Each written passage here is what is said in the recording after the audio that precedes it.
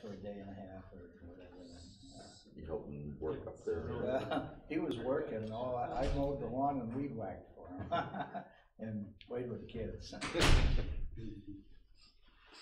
So the only agenda item tonight is shoreline zoning ordinance review.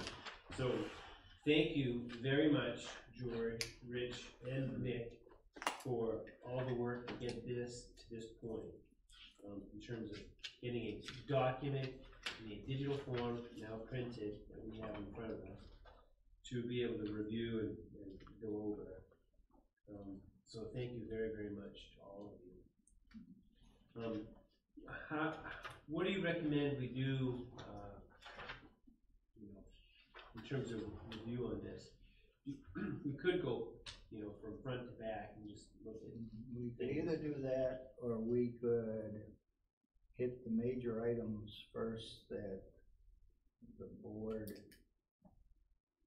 decided we want, like the non-conformance section, but at the same time, I think at some point we should go through it page by page, so maybe we start that way. I don't know what other people think. I like the idea of hitting the more substantive sections before we go get bogged down page by page necessarily, so that we can be assured that we got the big pieces the way people want it. And because the clock's kind of ticking, so it is. In fact, I was going to suggest that maybe we reserve 5 or 10 minutes to talk about, our timeline from here on out. Yeah, that would be really good. Craig, what do you wish to do? You want to do page by page or hit the Either way. either way? Whichever you guys want to do. Okay, thank you. I'm thinking we get a lot of bang for the buck by going to the substantive stuff. Hit those up, make sure we got it right, and if we're all in agreement, and then we can, I think, then hit the page by page. That would be my opinion. So if it's okay with you, let's try that. All right. Rich, can you guys the first one that was? If we, I think the first one we go to non-conforming. Is that like 11, page 11 or? Page 9, I think. 9. Wait a minute. Well, page 9 starts with some of it's reformatting or redoing the language of the guidelines. I guess that's what. Let's see. Yeah. On my page 9 is I think that's more reformatting than anything. Okay. Yeah, it's basically guideline language. We've got the guideline language for expansions. Let's see, where is it?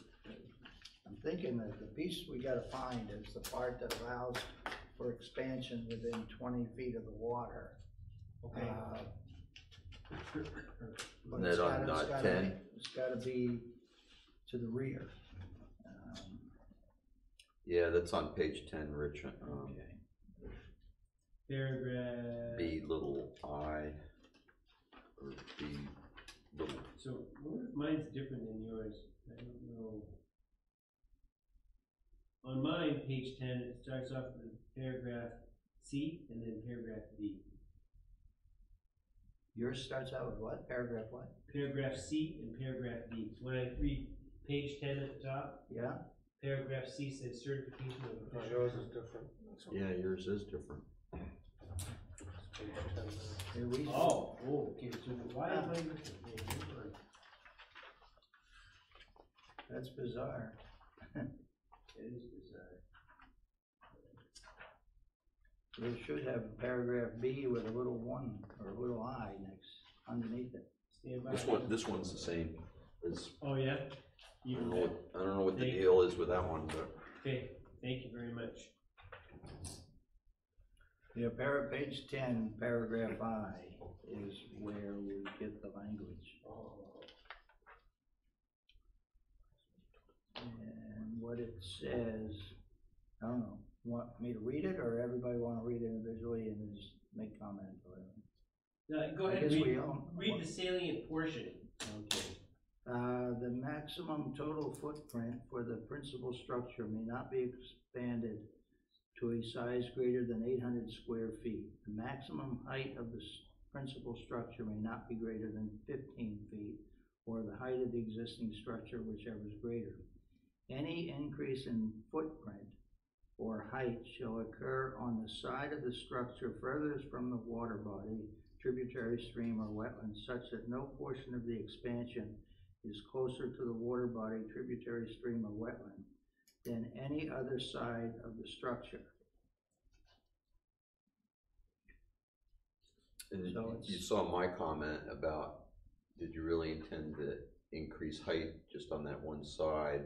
And how do you do that without increasing height closer than that? Cause you're thinking like Like- physically the structure of the roof, if you're gonna alter it on. Yeah, say you the were other gonna side. put, the only way you could do that would be with a shed style roof, right?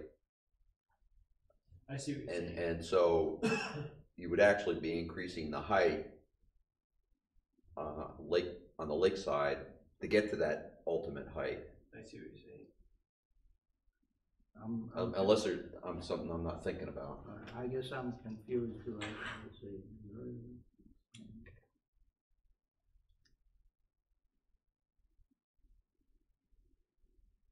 But this, let's see, so any increase in footprint or height shall occur on the side of the structure furthest from the water body, tributary stream, or wetland, such that no portion of the expansion is closer to the water body, tributary stream, or wetland than the other side of the structure.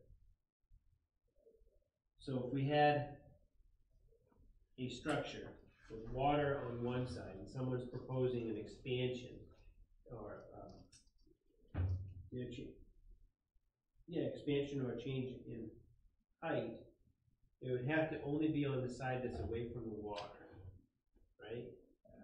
So you can only do something affecting the other side. Right, so it wouldn't have to just be a shed style roof, would it? Right.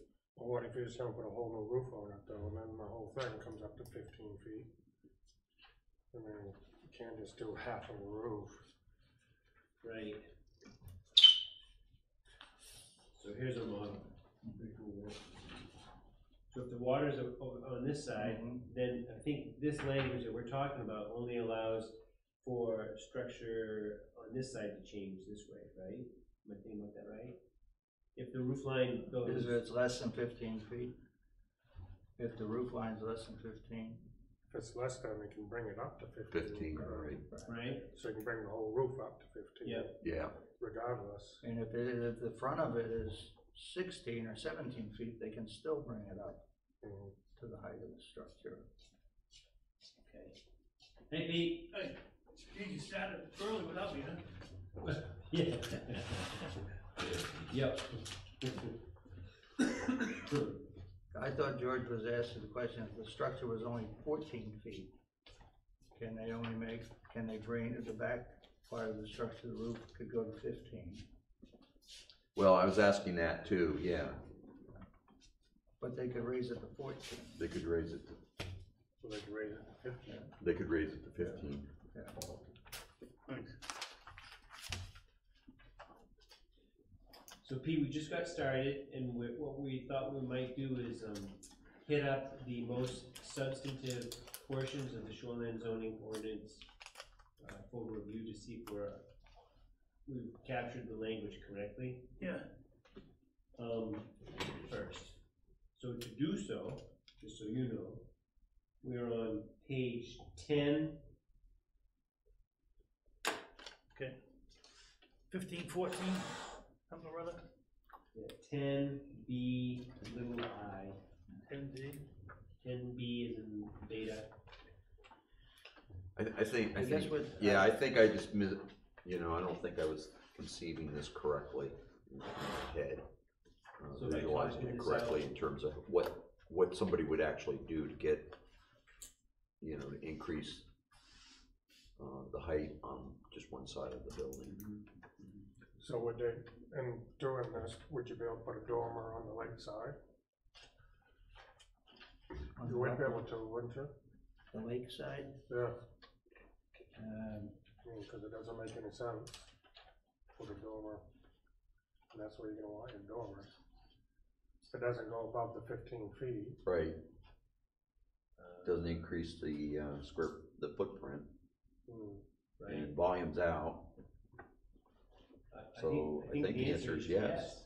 The way it's worded, Right. And is that a problem? the maximum height of the So principal structure. So we're, I got 10 We're B. on BI, So we're talking about within 25 feet. Yeah. You're talking about the size of the building, expanding it. I haven't even read it yet, but okay, so you go to the footprint and then you go to the height. So you wanna put a double dormers, shed dormers on both sides? yeah, but we're talking about with the wording on a new piece, so you Should have be- to read I. Okay, you have to read I, Uh, okay. So you should be able to do that, and put the dormers on both sides.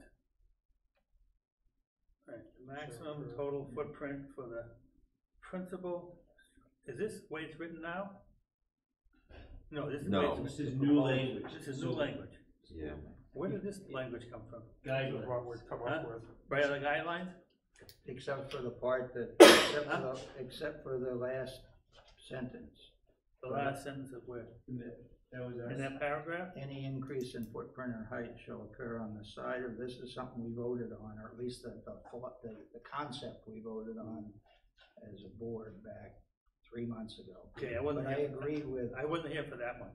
I Okay, agree I was with out. I Chris. disagree already, you know, just to let you know okay, that, okay. I agree with, called to Chris, but Craig, that a dormer would be permitted here. You're not increasing the footprint, right. and as long as you stay within the height, there's no prohibition on that. Side the structure first, and then an increase in footprint or height.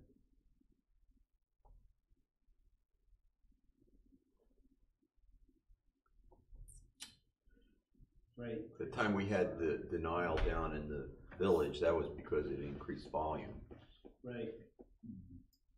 which we don't have to be concerned with anymore. Correct.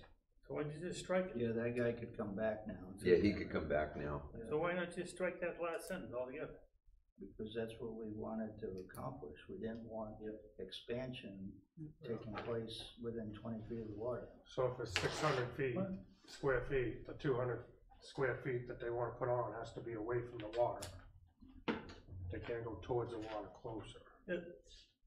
Within 25 feet. Within 25 feet, if you had a 600 square foot structure and you can go to 800 square feet, so that extra 200 square feet would have to be put on towards the back of the building, away from, that's what that sentence is saying. Wait a minute. That says that?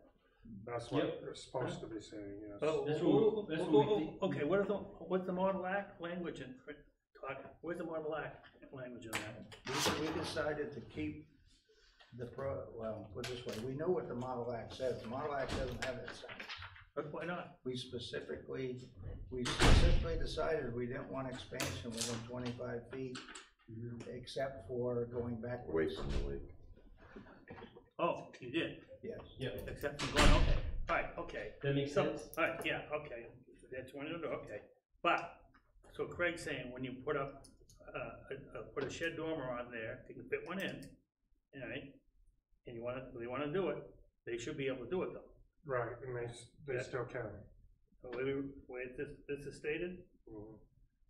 Okay, Well, by virtue of getting rid of volume.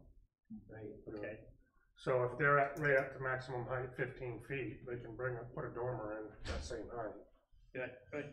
They can't expand they can't, Right, so if they did that, so they're gonna, let's say they're at 8 feet for the first floor, you know, and they're 16 feet, right, so that's another, what's the height within the first 25 feet, 16 feet, or 15? 15. Okay, so they go to 17, they do it flat, and they bring it down to 6. You know, they would actually start up at the 15 15, and slope it down to about 6 feet out, gives them a little bit of a slope, right? They can do that. Practically, you could do, from a practical perspective, it would work for someone to do that. If they wanna do it, they have to put a steel roof on it, so they get the snow to fly on. I think what you said is conceivably correct. I Yeah. think what you said is correct, if I followed what you said correctly. So I adding think that can be this right done. here would not be adding, I mean, you're adding height on the lake side, Yeah, but it's no higher than this, but it's not as high as Highest that. point. right? So, as long Right. as it's not increased, Yeah, you're not adding to the total height, or the maximum height of the building. Yeah, so they couldn't go that way, up. It has to be sloping down one way or the other. And no one would ever put a flat roof on there, in the right Well, line. not if they wanna have a camp next spring. Yeah, so they're gonna have to slope it somehow or another. So I'm just thinking from, if the camper wants to do that, the owner, they could do it and have the outside wall, let's say maybe 6 feet, right? So they give them some kind of slope and put a steel roof on it, so the snow would come off. And I think that's all feasible, based on this language. total footprint.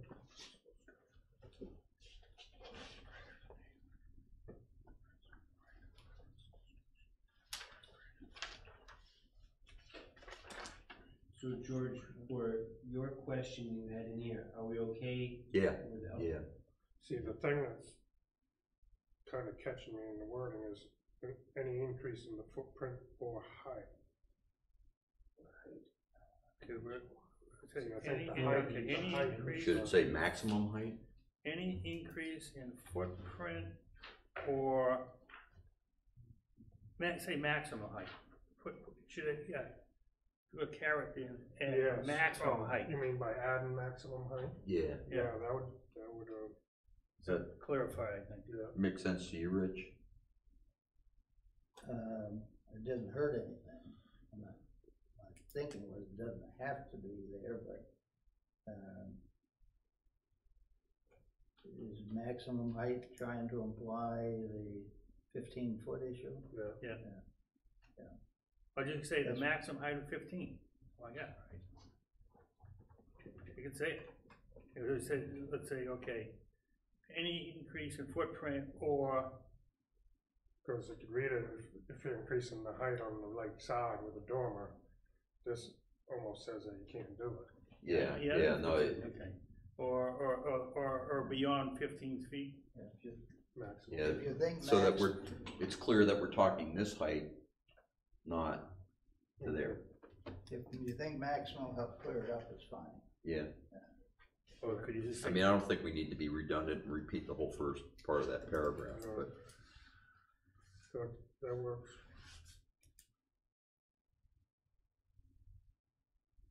okay, let me back up. The second sentence after the first sentence, 800 square feet, period, the maximum height of the principal structure may not be made greater than 15 feet or the height of the existing structure. Whichever is higher. Great, yeah. So that would establish whatever your maximum height is. Yeah, so we could say like, then this one is out. Next, say any increase away from the lake, any expansion, any expansion away from the lake is allowed. You could say it that way. As long as that, you could just leave it there. Any expansion away from the lake is allowed. You can't say any, that would mean Well, that they can do okay. whatever they want. Well, This is, I think, with adding the maximum height. Right. Clears that out. I'm fine with it.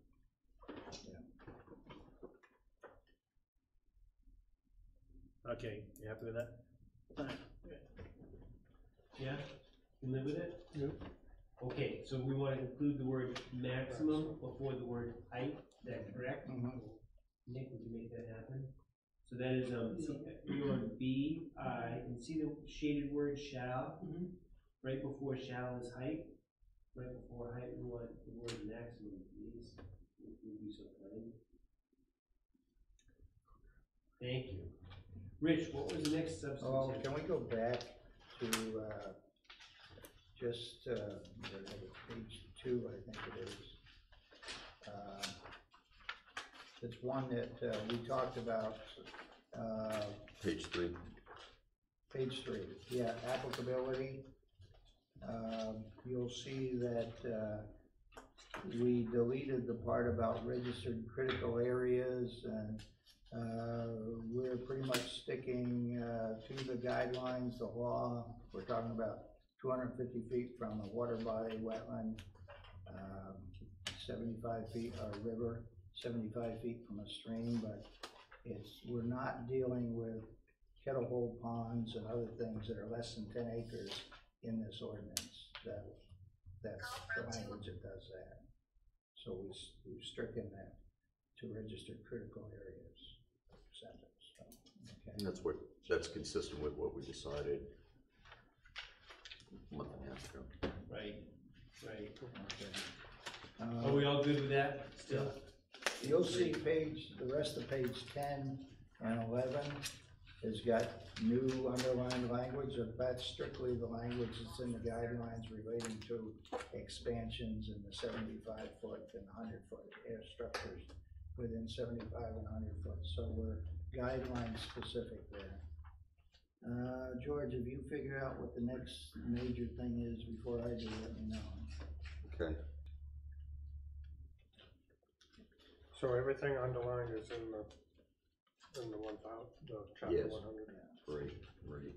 And the language that's struck is obviously what's there now, and ordinance that's being replaced. It would be replaced. I Page also- 17, maybe?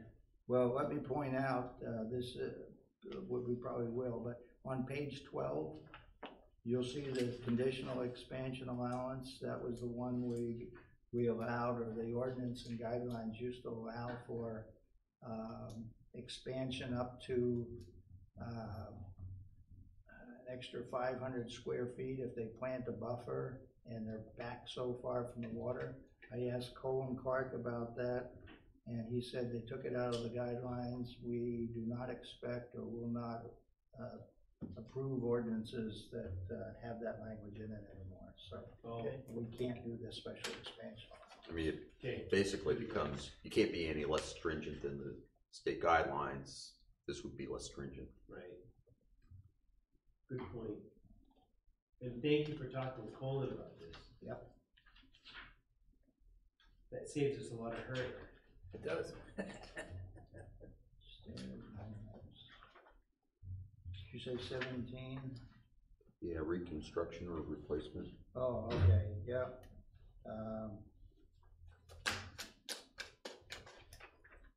We essentially adopted the guideline language in here. This language replaces the provision. Remember, we had an allowance for, not an allowance, but if somebody tore down their structure willingly, or it burned down by an act of God, we treated them differently. And we decided to go with the guideline language that treats, it doesn't matter whether a tree fell on it, the guy burned it down, or whatever. We're dealing with the non-conformance in the same way. You have to you can get a permit to rebuild it, but you have to move it back to the greatest practical extent. So, Even if a fire does it, natural act of God does it, and all that, you still have to move it back. Yes. You can't have it rebuilt on your insurance policy right there on the spot. no, And that's the way it is in the it's always been that way in the guidelines. guideline. I'm talking about the new guidelines, Yes. Yeah. Well, I mean, that's the Model Act. yes. The Model Act treats it that way? guidelines, yeah. We always had to move it back to the greatest. And the practical Model extent. Act? Yeah. Let's take a look at that. Where's the Model Act?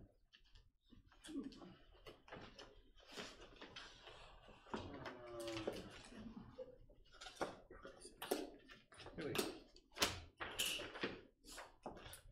Where about the Model Act would that be?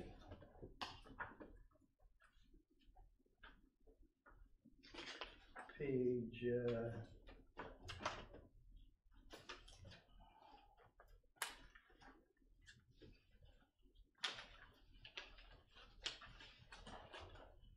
Page 7, Page 7. paragraph, 4, 4. bottom of the page. Page 4. Okay, so preface, okay, well, I'll catch it. Reconstruction replacement, Yeah. okay, The 4. key word is found in the So- third line, Okay, the third line right there, okay. regardless of cause. Because, okay, so the first sentence starts off, any non-conforming structure which is located less than the required setback from water body, tributary stream, wetland, and which is removed or damaged or destroyed, regardless of the cause, by more than 50% of the market value of the structure before such damage, destruction, or removal may be reconstructed or replaced, provided that a permit is obtained within 18 months of the date of said damage, destruction, removal, provided that such reconstruction replacement is in compliance with the body water, tributary stream, blah, blah, right, greatest practical extent as determined, okay, or wetland setback requirement to the greatest practical extent or as determined by the planning board or its designee. Right. That, okay, so that came into play down in the, okay, so it's in this, new model act, it was in the old act anyways, right? Okay, and then I just thinking of an example where this kind of came in play, down in the village, when that, building burned down, about 15 years ago, maybe it was 10 years ago, I forget, and the new, center went up there, you know, the conservation center in town. Remember that, before that building went up, the existing building burned down with a fire, and it went beyond the 18 months, nothing was ever done. And remember, there was a lot of controversy as to, Yes. could it get rebuilt? And theoretically, it went beyond the 18 months. Everyone knew that, but still, and a building was put up in the one we have now, and it's supposed to be back to greatest practical extent. And I think it's closer to the water than it was before. So I always thought that was pretty interesting. You know, it didn't abide by this law. And a lot of They people. didn't, it was, That was interesting. I brought that up because it's interesting how it didn't abide by the law. No, anyways, okay, just a little side note. it did come before the planning board approved it, so we can't really fault the resource center, I guess, but. No, you can't, Yeah. I always wondered how that went through, personally. Okay. So did some other people. Okay. So moving on, next,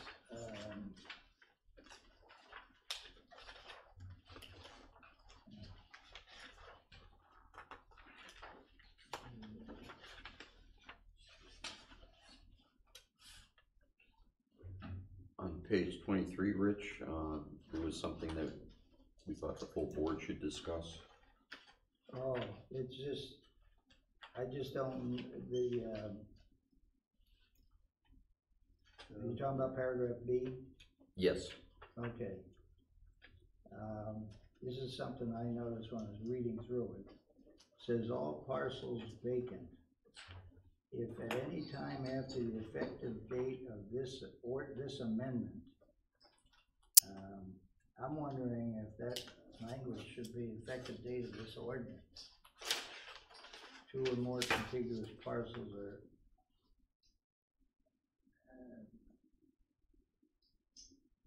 It's like, what amendment are we talking about? right, Well, it could be any one of about a dozen. If it is one of those amendments, we should specify the date. Yeah. so let's increase clarity and point to something like what you said, Rich, with the effective date of this ordinance. You know what, it may be, I'm thinking that in when I'm talking about the state guidelines, I don't know the date that the town adopted the ordinance, probably would have been around 1991 or something like that. the state guidelines used to, prior to 1990, only required 100 foot of frontage and 20,000 square feet. On a vacant lot, Vacant and they lot, bumped it up 200 feet. 200 feet Okay. and 40,000 You're right. square feet. So it made a whole bunch of lots non-conforming. That's right, non-buildable, Uh, really, right? Well, they could have got a variance if in fact they owned the lot and just never built on it. They probably could have got a variance. The problem. Yeah. I heard that they couldn't, Well, I never heard that probable, but, okay. well, there was never anything that I argued against that wasn't the fault of the owner, that this town changed the, So basically, we're talking the grandfathering thing. yeah, you might have to get a variance, but the intent wasn't to tell somebody that, no, if the lot is vacant and it's next to one that you already own, then you gotta combine them.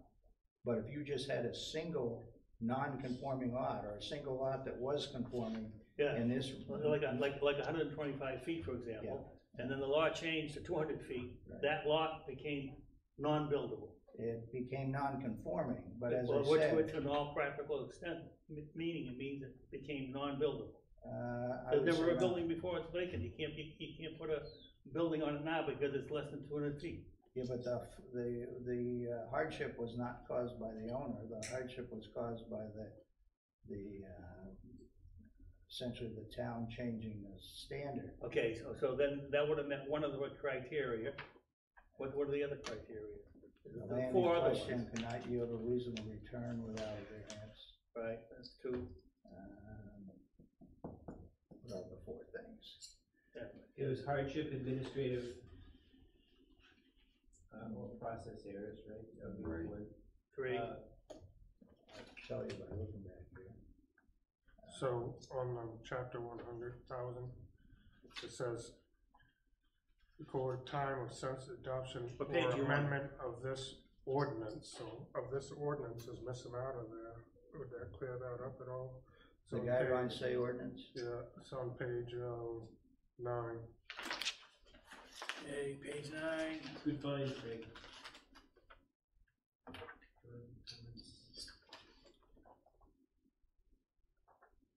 So we're about to page 9. 3, continuous lots vacant or partially Okay, built. 13, 3.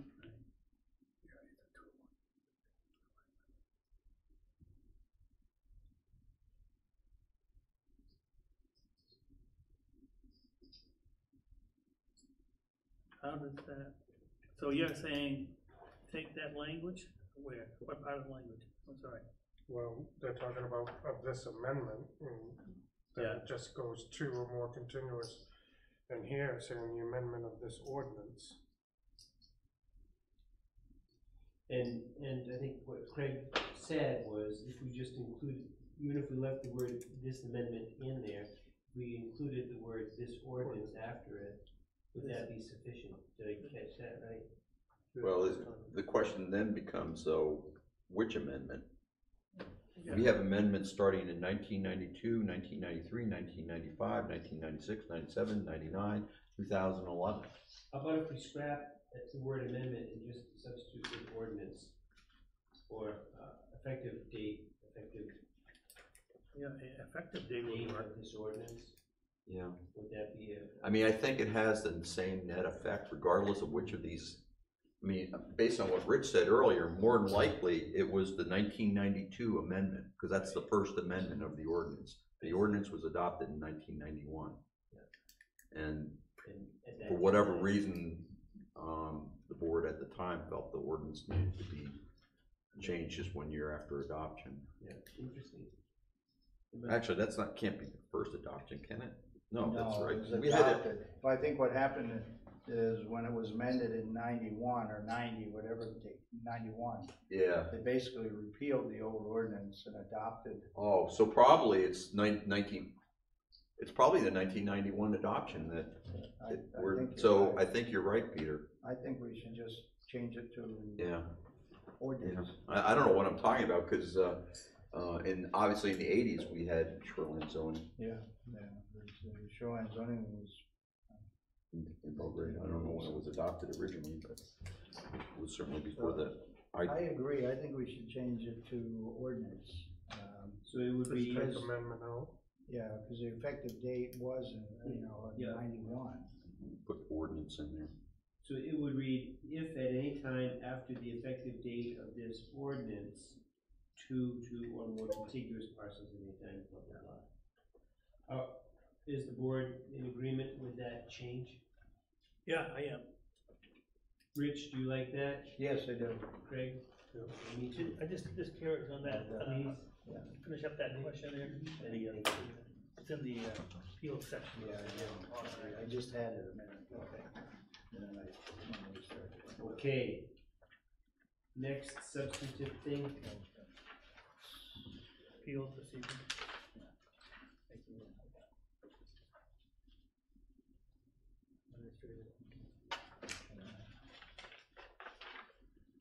I think it's on page 26, Rich, the legal issue regarding oh waivers. yeah, the waiver. Oh, the- yeah, and I don't have an answer to that myself. Actually, I do, because I talked to Becky about it. We don't have any authority to be issuing this waiver or any other waiver. That's the Board of Appeals authority, not ours. And that the way most towns deal with this, and the right way to deal with it, is to change the maps, is to identify those areas that this would apply to, and change the maps accordingly. Yeah. If that's what a town wants to do. Hence my question there in the comment section on the right margin, do we want to do that? Do we have the time, and do we have the right kind of mapping to identify those areas like LiDAR? What's a negative slope?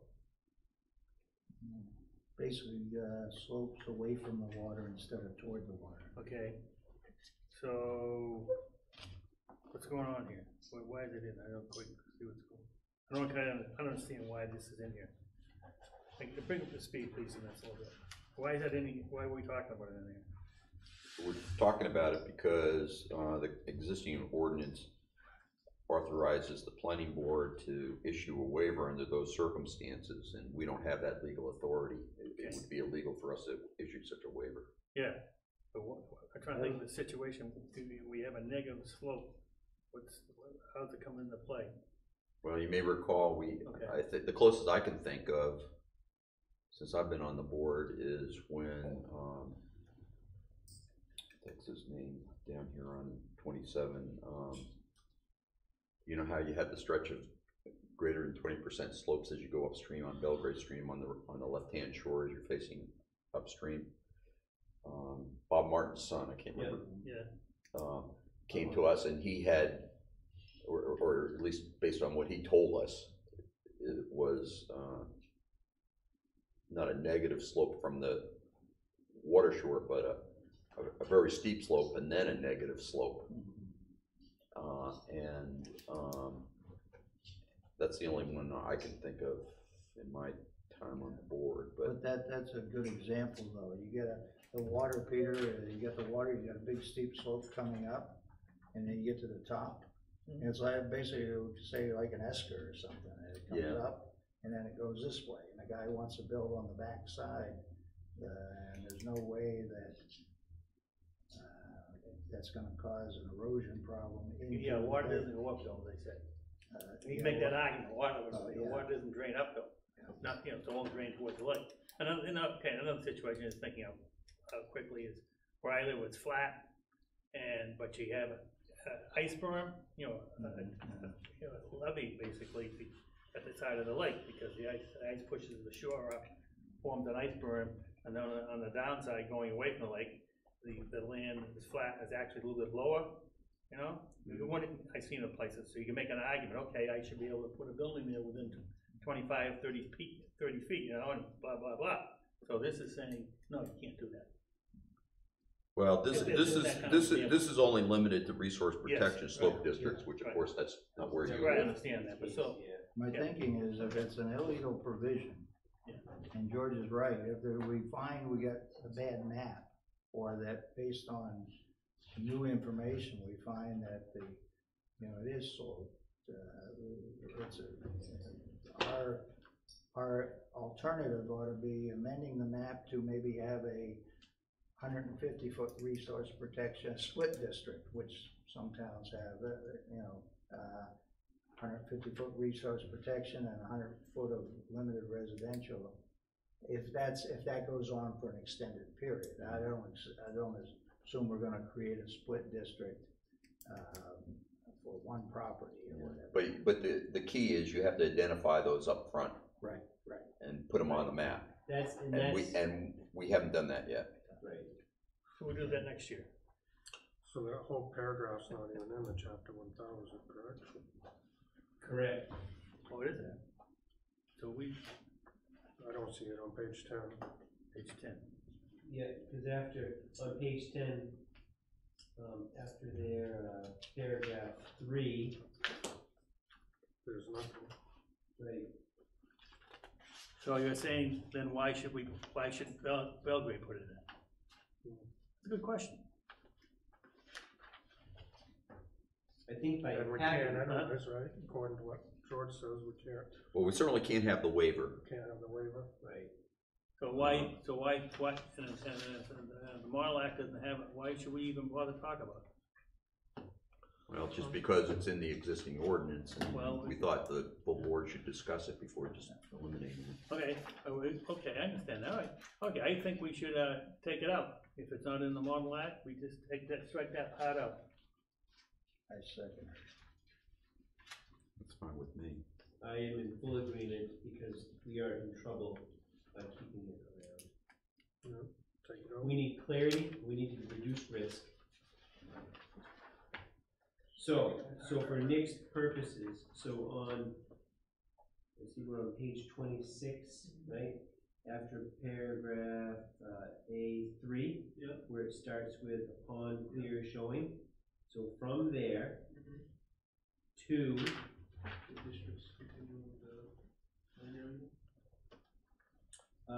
yes, Waiver. but does the board also agree that the next paragraph is that also due to be eliminated? I would say so too. The intent of the guidelines, there's a note in the guidelines, I think there used to be a note that said towns can, areas where there are two or more principal structures per so much frontage can choose not to put them in resource protection because essentially it's already developed. Yeah. If we're gonna do that, we should do that on the map up front. We Right. shouldn't do it through this provision because that's changing the map. Right, Giving us exactly. So if we are in agreement and we would be removing both the first paragraph and the second paragraph following A3. Is that correct? Before A4. Yeah. Is that correct? So we keep A4. Yep. Right, yeah. And keep A3, just the first paragraph of A3, and Yeah. we're eliminating the next two paragraphs. Nick, does that make sense? Yes, you got it.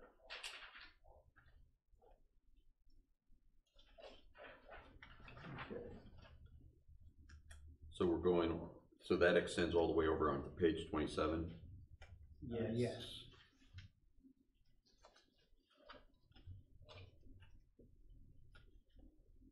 So paragraph 3 becomes one sentence or two sentences. Yeah, right.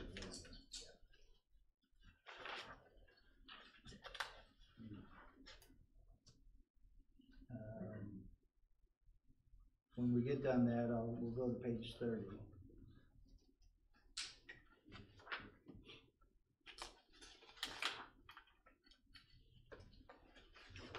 And Okay. timber harvesting.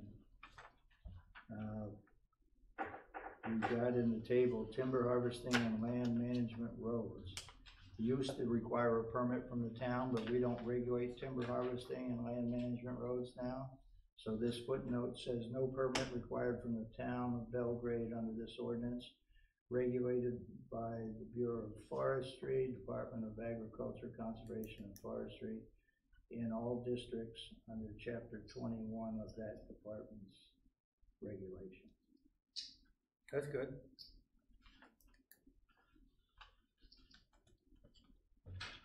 part and parcel of that is then you can repeal or eliminate back on page 4 the paragraph that we discussed in previous meetings about that dealt with municipal timber harvesting regulations being repealed. Which is a big thing.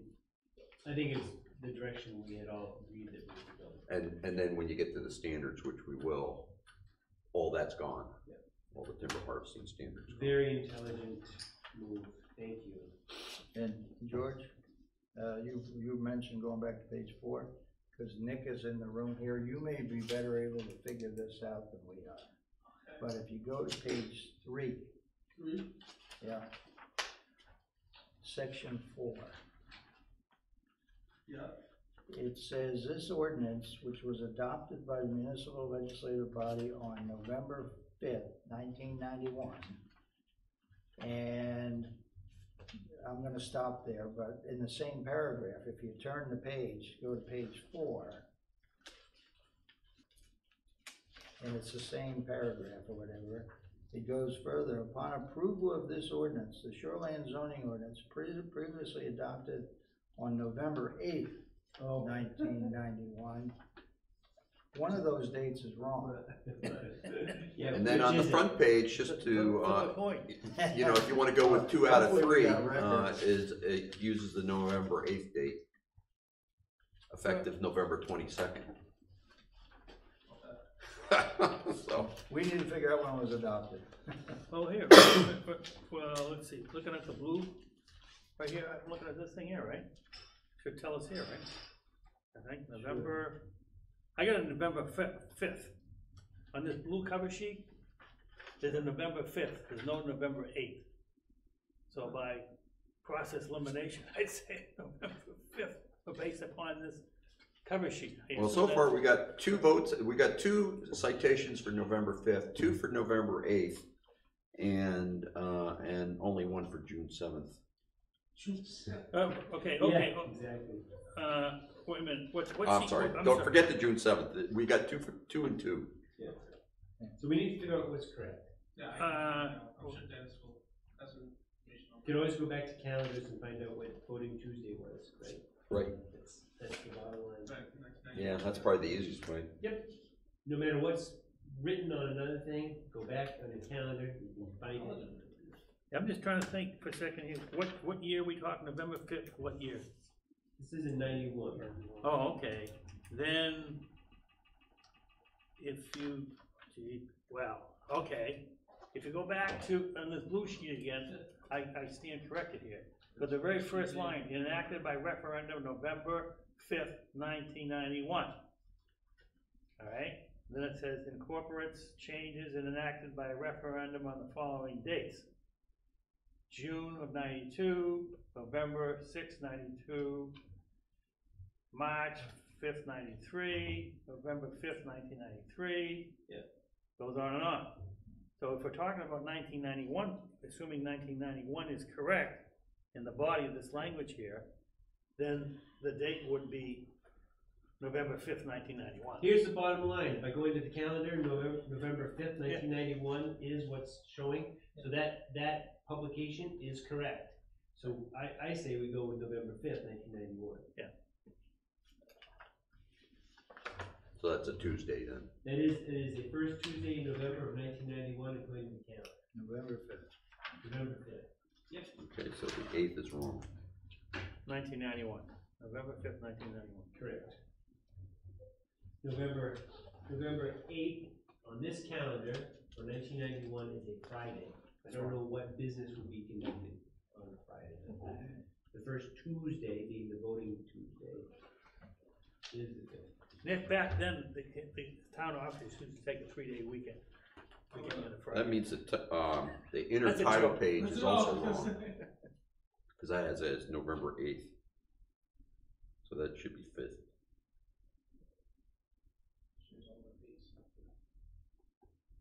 On this very first page of the copy we. I would make that recommendation. I don't know why there would be any kind of referendum improvement on a Friday.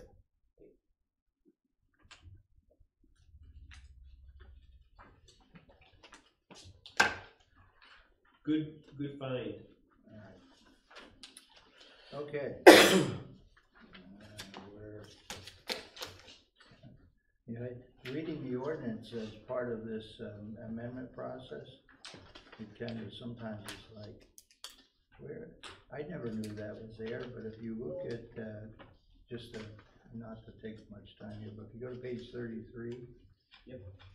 There's a footnote in our thing for timber harvesting.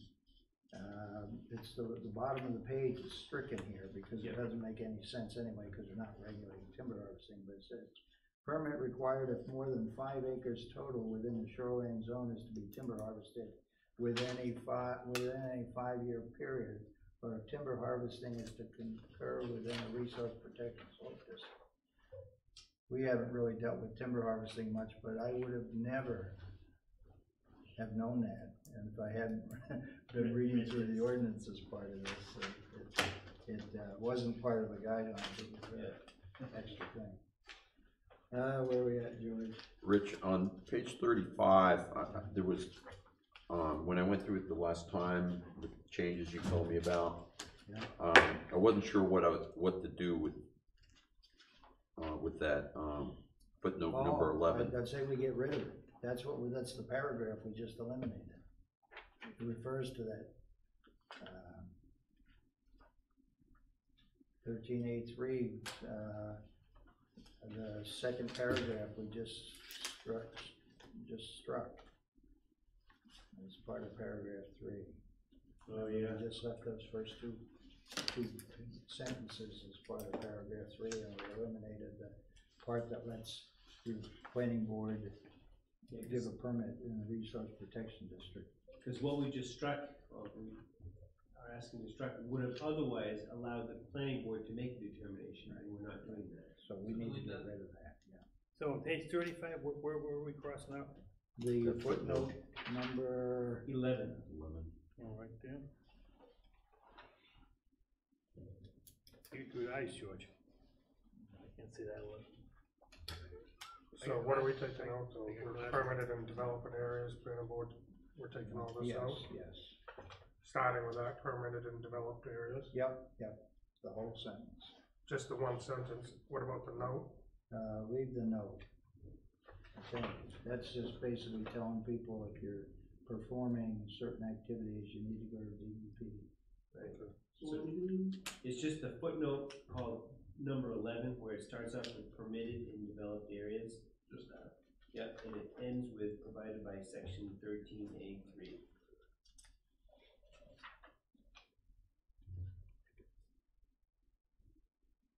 Okay. Land use standards, are we all set to go to page 36? We are, and we want to go to page 36 to talk about the uninterrupted shoreline frontage provision, right there up to A1. Dick Bourne was here a couple of weeks or a month ago, I guess now. Time goes by. And he said that he really didn't have a problem with us getting rid of the word uninterrupted. And then he sent an email out, or some memo or whatever that Nick forwarded to us. To be honest with you, I personally still don't see why we wouldn't want to eliminate the term uninterrupted. It's still going to give a guy, even if it's a horseshoe lot like I think he referred to in his memo, you're going to need 200 foot of frontage. If that's 100 foot here and 100 foot over here, you're only going to get one house. It really doesn't matter. I don't think it matters whether he's got 100 here or 100 there. If it's all part of the same lot, what's the difference whether he's got 200 in an unbroken amount versus 125 or 75 or 100 and 100? The density of development per 200 foot of shoreline Would be the still same. Be the same. Would be the same. Yeah. I agree with you. He gives an example on being a shores, but I agree. I just don't see what it matters. You know, if there's some little postage stamp lot that somehow got encompassed by a larger lot. If if you got the right frontage in total, you got the right acreage in total. We have it. And I really appreciate Mr. Bourne's willingness to come in, dedicate his time again, and to provide that email to us. I think at one point, probably the intent was to try to make sure that people weren't, and this is my term, not anybody else's, game the system or somehow work around some language, right? Yeah. So that's why they didn't think we wanted to have that word uninterrupted, was to really try to get at something. Yeah. But based on what I'm saying, I would agree. I think we can eliminate the word uninterrupted. Use the other things that, like George, you had mentioned. If we've got the acreage, we've got the frontage. I'm just not sure what else we have to deal with. Yeah, I just can't visualize what environmental, public health, or other type of problem that situation could really create as long as you meet everything else. Right. Nor can I, and that's where I'm coming from on this. The other kind of side issue there is if we did have if we did maintain it, I think we'd have to come up with a definition of uninterrupted, and it'd just be one more thing we might screw up. In terms of creating a definition. And, you know, and then if someone is creative enough to come up with this a lot and figure out how to utilize this, come up with be able to put a building in, and good luck to them, because it's not gonna, it's immaterial in the big picture. Yeah. You're gonna have one lot like that around the whole lake. I'd also say that, I was a shoreline zoning coordinator for many years, and if it was a problem in the state of Maine, I think we would have known about it by now. Widespread problem. Yeah, it just, I don't know of one other ordinance that deals with uninterrupted shoreline, and I don't know that I haven't heard of, that it's a problem. So for me, to summarize this, without having a definition of uninterrupted in ordinance language, and without anticipating where it would be a problem, I would say let's not include the word uninterrupted. Are we okay with that? Okay. So, Nick, do you see where we are with that, page 36? So that would get stricken. Yeah, it's actually struck at the moment. We just added that note to ensure that we discussed it. And when we did that, we also, on page 37, you'll see, and it's already there, or already stricken, the sentences, in determining whether minimum shore frontage requirements are met, only shore frontage uninterrupted by a shorefront parcel, separate ownership shall be considered. So if we're not going to use uninterrupted, we don't need that sentence. Okay. Paragraph B, on page 37, that's we struck the language that allows for the planning board to waive the setback. Essentially, that's in the village district, the commercial district. That, as George mentioned, it refers to the term, does that refer to waiver? It does.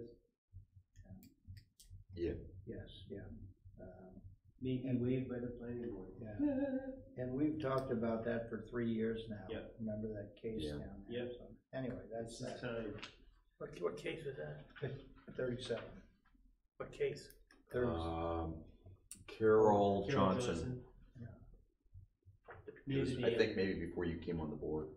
Yeah, next to the dam? Yeah. Yeah, where they, we're doing, okay, next to, between the dam and the store. Yep. Yeah, what was the big deal about that? She wanted to expand a patio, I think it was, towards the lake. Towards the lake, Yeah. the long pond. Yeah. And why, so she couldn't do it because of why the setback. Yeah. Yeah, So how did this ever come in?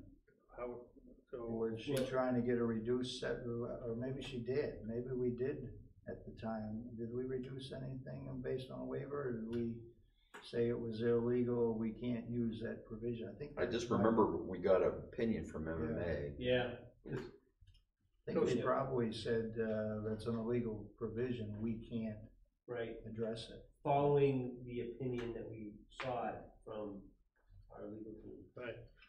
So anyway, she didn't do it. She wasn't able to do it. No. Not all that she wanted to do. Right. She Oh, got some, she was able to do some of it, but not all of it. Right. How far was she able to do it? I don't remember. Was she able to get going? So the setback was still 25 feet or what? How did it end up? I don't remember. Okay, alright. There was some setback, I'm positive, Pete. Right.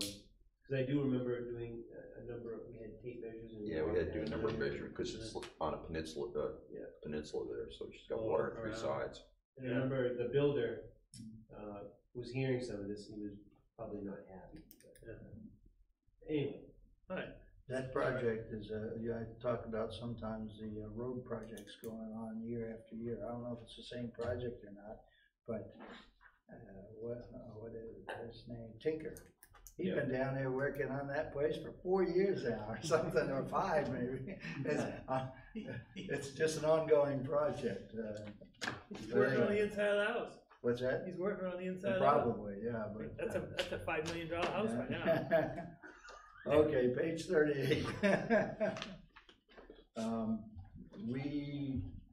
Paragraph 2, you'll see the stricken language. We voted to strike that. That was a discussion, I think, when Dick Bourne was here. Yeah, at the last meeting, Yeah, where we took up shoreline. talked about the height of the setback from the road and all that. So we're on page 38, you say? 38, paragraph 2. Yeah, so we came up with, okay, what? We decided to strike that language in paragraph 2. right. We went with And the just- guideline language of not to exceed 35 feet. Go with straight up 35 foot. Right, but then, okay. And then we got into the setback from 25 feet to 35 feet. Craig brought that up, setback from the road. So am I jumping around Yes, here too because, fast? because that's the maximum height, so setback from a right of way, right? Well, yeah, well, right now it's 25 feet, right? I think. No, it was this 1/2. No. for 1 foot. Okay. All right, so there's only one criteria for setback now, is 35 feet. The height of the building is irrelevant, you know, right? So that doesn't come into play at all, right? Did I read this correctly?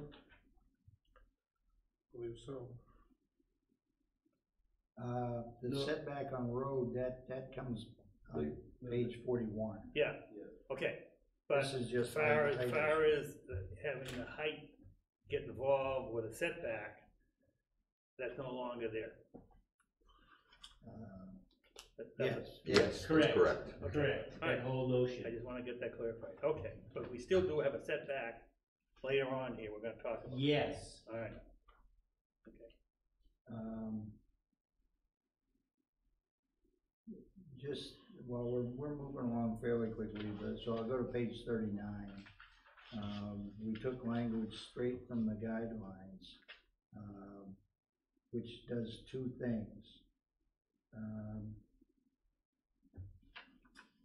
20% lot coverage, we added this limitation on 20% lot coverage does not apply to public boat launching facilities regardless of the district in which the facility is located.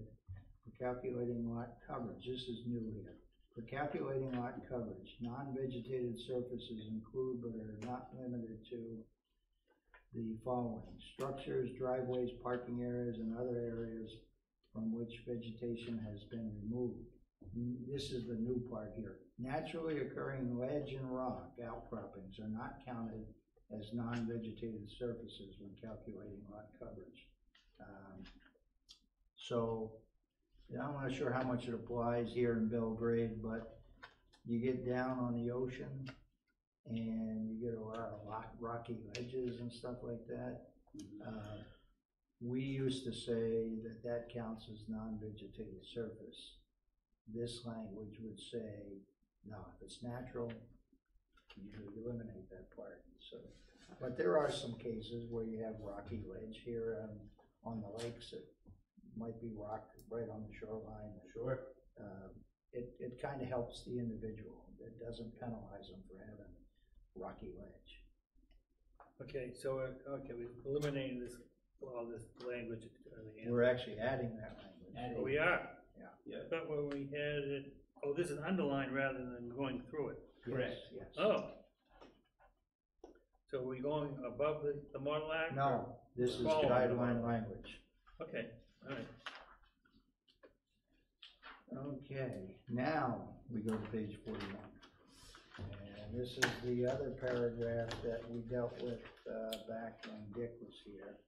It has to do with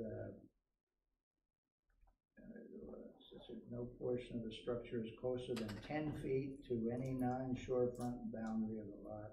In addition, no structure shall be constructed or expanded closer than 35 feet to the near edge of any public road, privately owned road, or privately owned road. It's tough to read when you got half stricken out, half underlined. So basically what that is it's a little higher, but we're going to the edge of the road rather than the edge of the right of way. So it's easier to measure. Well, I don't quite understand what you're saying there. I just assume leave it the way it is, and the Model Act, make it 25 feet. So I don't see what you're saying here. Right. So it's just easier for a homeowner to measure from the edge of a road.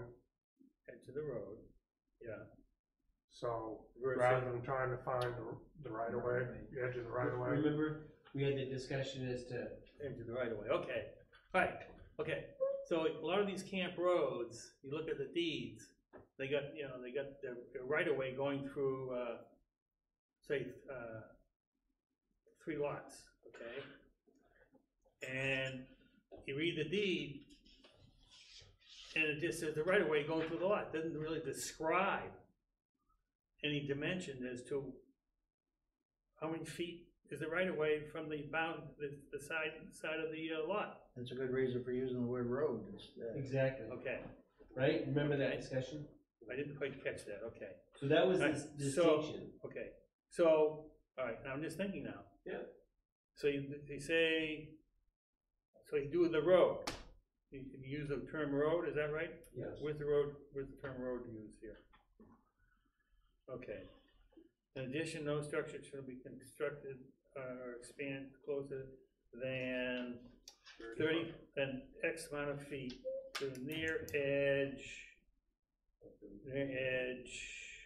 of any public road or privately owned road. Okay, I understand that, it's good, but I Yep. still have a problem with increasing it from 25 feet to 35 feet. I wanna know why we increasing it another 10 feet. Why is that needed? Why don't you just leave it 25 feet and go with it, with the road bit? Why are we increasing from 25 feet to 35 I feet? thought the rationale was the right of way is usually further than the road edge. And if we just put 25 feet from the edge of the road, it would be less restrictive than the state guidelines in a lot of cases, or with the intent of the state guidelines. And It gave us a buffer, if you will. buffer, if you will. I don't see why you need it.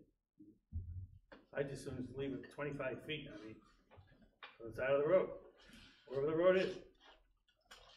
25. What do you have to penalize the property owner for here? Why do you want to do additional penalizing of the property owner? Now going to change it from 25 to 35. Yeah. That's why I look at it. Yeah. You know, these are taxpayers that pay a lot of money in this town. Sure. And it wouldn't apply to them for current structures, it would only be for new ones, right? Mhm. So I didn't view it as penalizing anybody. Well, That was my opinion. I Others think may disagree, which is fine. Yeah, Yeah, I thought it was basically a wash. Well, I disagree with that. Okay. But,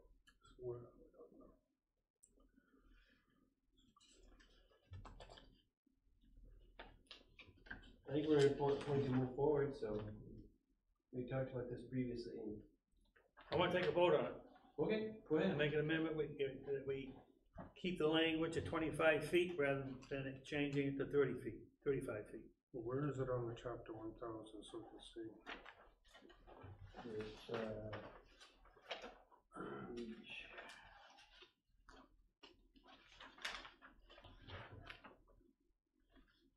actually, I'm sorry, the guidelines, I don't think have setbacks from roads, have setbacks from property lines. So in chapter 1000, where are we talking about it? I don't think we're talking in chapter 1000. Well, that have to be.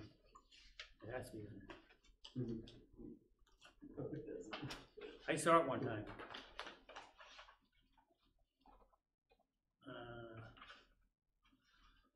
Now, if we don't, I don't think you'll find it in here, because the guidelines never, if it's not in chapter 1000, what, why do we need it in the first place? I'll just like to throw that argument out. So let's find it in chapter 1000, the Model Act. It's not, because I'm at campgrounds right there, and campgrounds is the next one on ours. I can tell you, you won't find it in the guidelines. Page 23. Okay, Well, that would account for why I couldn't find it earlier. in the guidelines, Yeah. the new guidelines, right? The guidelines, when I worked at DEP, the rationale was roads are not, setback from a road is not an environmental issue. Okay, so if that's the case, sounds like Belgrade thinks it is an environmental issue, so they're going to put a setback criteria in there. Well, I'm not sure that, I can't conclude for sure that the Belgrade decided that was an environmental issue. But someone What I did. envision is that the planning board at the time considered it an issue, probably a safety issue. Yeah, more of a public safety And issue. I think that's probably why there is a road. It's the same, probably for the same rationale that the town-wide minimum lot size ordinance with its road setbacks are similar. Okay, and if we go along that reasoning, then we back up to the distance. I say leave it 25 feet and not increase to 35. That's my what do you call it? Motion? Motion. Okay. So you have a motion to not increase to 35, keep at 25, correct? Yes. Do we hear a second? Okay, well, I'll second it. Okay, we have a second. Any more discussion on this? So all those in favor of keeping it 25 and not going to 35? Let's see the way. So you have one in favor, Yeah, I'll vote for it to 25. okay, two in favor, all opposed? So we Okay. have. You can vote? I can because, oh, wait, is no, Roger's missing. Roger's missing. Okay, so you can vote? Yes, I think you can vote. Because otherwise we'd be tied. Okay, all right, so, all right, So that's, so in this case, Rich can vote, so we have two in favor, so all opposed? You can vote. Oh, I'm sorry. I So thought- three, so Thank does you. not pass, but All right, it's a good fine. discussion, Pete. I want to get a record, Sure. it's on record. Even if Rich couldn't vote, if it was 2-2, the motion still wouldn't pass. You have to Yeah, have a the majority majority, vote. yeah.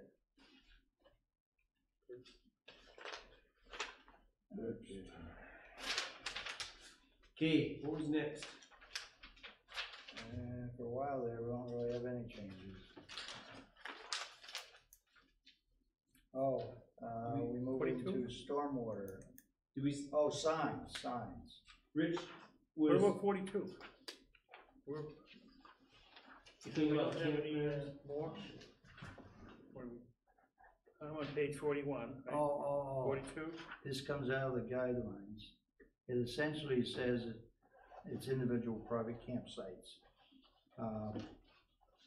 This was, I guess the DEP amended it to make it clear for what we were interpreting the guidelines in the past, is that if you have an individual private campsite and you have it on a lot with already has a residence, you have to meet the frontage and lot size for 2 uses.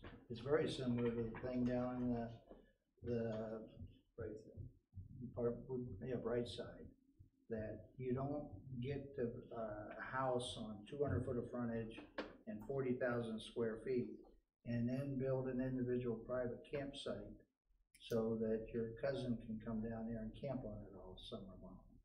If you're gonna have an individual private campsite, you have to have the amount for the campsite plus the amount for the existing home. Okay, so how does that, how does Brightside fall into this discussion? Well, they were trying to, well, in a way it was similar. They were trying to have 2 uses on the same lot. That was the lot was non-conforming to begin with, wasn't it? Or, I don't know if it was or wasn't. Okay, when an individual private campsite, what's a private campsite? To me, a campsite, what's a private campsite? How do you define that? It's defined. Huh? It's defined. Okay, let's read it. MMOP. An area of land which is not associated with a campground, but which is developed for repeated camping by only one group, not to exceed 10 individuals, and which involves site improvements which may include but not limited to gravel pads, parking areas, fireplaces, or tent platforms. So, It's basically where somebody might buy a lot on the lake and can't afford a house, or doesn't want to build a house or camp, so they bring in their RV, put a gravel pad down and use it as their camp lot. okay, so how does that go back to, the, place down there on Sean Grant? It was a Sean Grant's roundabout place. association. It wasn't a direct comparison. It was kind of like the Bright Side wanted, you got a residence there, and they wanted to put a marina. Then we denied the permit because they already had a residence and they didn't have enough land for the second use. So where's the private campsite come into play? It's a similar concept. How's it similar? If you have a house and like Rich said, on a lot, existing house, and they want to establish a private campsite, to be able to do so, one of the things they have to meet is have adequate lot size and frontage of the sum of the lot size requirement for the house and the lot size requirement for the campsite. You got 2 different uses going on. Right, on the same Correct. lot. Right, okay, So it's added, it's cumulative. all right. So, Good word. all right, so, getting back to this, what's here and we're talking about on page 42, right? Yep. So we want to add this, item number 2 in, is that correct? Yeah, it's straight from the guidelines. Okay. All right, and then I noticed there's a, colored section here, Oh, that's Lot. just how, when you insert a comment, you see the dotted line, it goes to, wherever the comment was inserted. I don't see it. Right here. See the comment? Okay.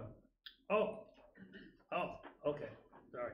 So that's a function of the word processing. Format. Yeah, Okay. it's Formatting a stuff. function of the software. Okay, all right. So Pete, is that okay? Are you good I'm with clarified. the idea? You Well, clarify. I understand the concept, 2 lots, that, but You clarified like butter. I understand what's being said here. Thanks Okay. for asking George about that shaded area, because I always wondered why there's a sentence. I guess shaded. I just- The word I didn't- shaded needs Yeah, to- I don't know the history of the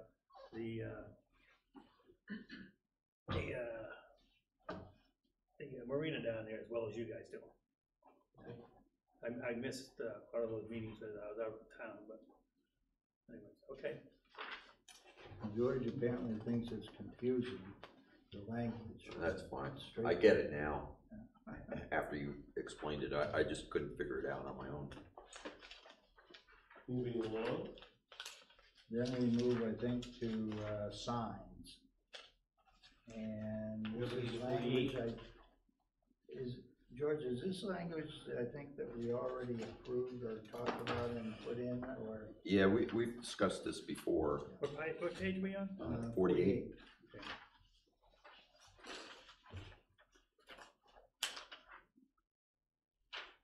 And keep in mind, this is shoreland language, not townwide language.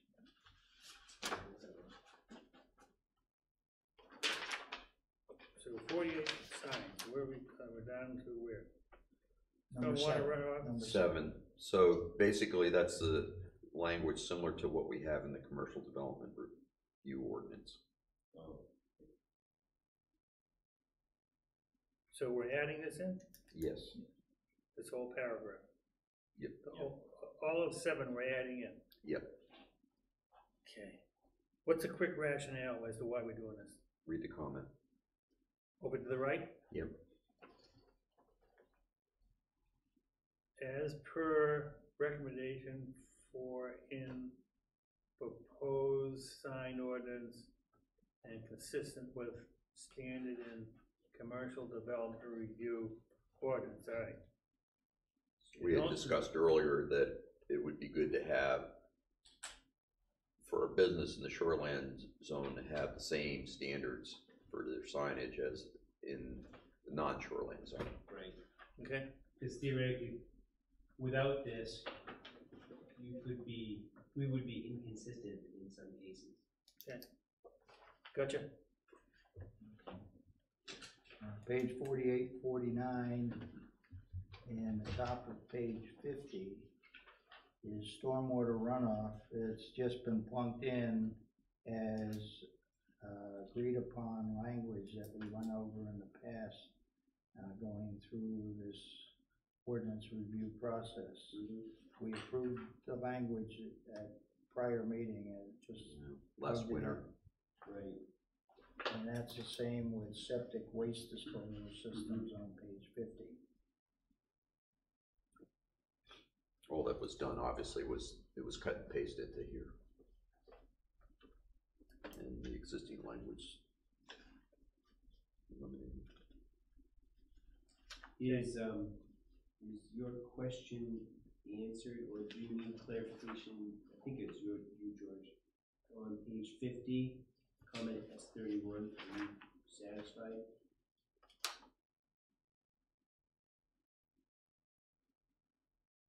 I'm thinking that was your question. Yeah,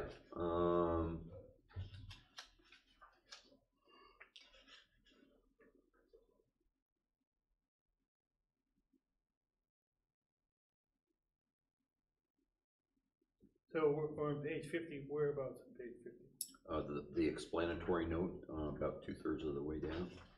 Alright, so does the provision regarding setback not being eligible for a dimension variance need to be added to variance appeal section of ordinance?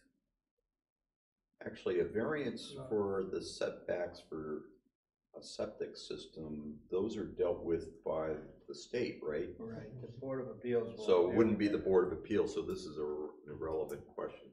Okay. I didn't want to overlook it.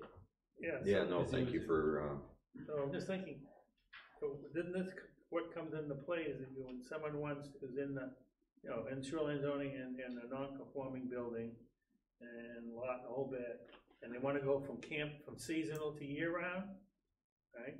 Okay. They'll go year-round, seasonal to year-round, and they have to, the year-round, they have to meet the requirements of a up-to-date, fully functional, septic system. Of course, it's gonna be tested, et cetera, et cetera. There's already the rule in there for the exception for the seasonality thing, right? in the shoreline zone. Yeah, this applies to a first-time system, so where somebody's building an entirely new structure. On a vacant lot. On a vacant lot, Okay. brand new septic system. This only deals with the, if somebody wanted to request a variance from the 100-foot setback from the lake. Or for that matter, 100-foot setback from the neighbor's well, or whatever it might happen to be. So, And we don't do that. We don't. Correct. That's what we just, yeah, right, I forgot that when I wrote this. Okay. some other group would deal with that. Yeah. The only other group would be the plumbing inspector, right? Yeah, right. Right, okay. So, At DHHS. Okay. okay. Then, I'm sorry, Rich, I think you had started to bring us to the next section, or next substantive comment. Okay, next was substantive, but it's a good one. We're eliminating timber harvesting standards. Going 51? Yeah, page 53. 3. You'll see it's all stricken. The only thing that's there talks about it being regulated by DOC, or Department of Agriculture, Conservation, and Forestry.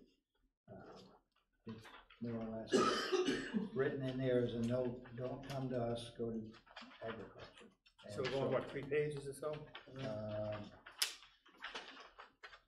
Eliminates through and including page 55.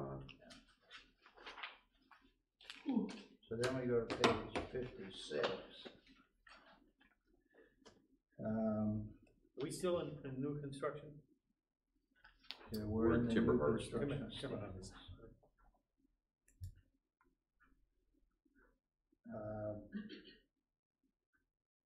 Most all of the changes in these clearing or timber, clearing for development is taken straight from the guidelines. Which guidelines we're talking about? State guidelines. You're not talking 1,000, you mean? Yeah. Chapter 1,000. Okay, all right. So, all on page, any change on page 40, 56 and 57.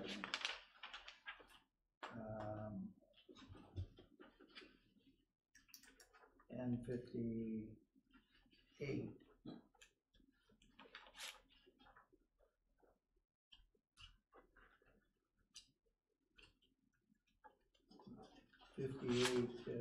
Hold on a second.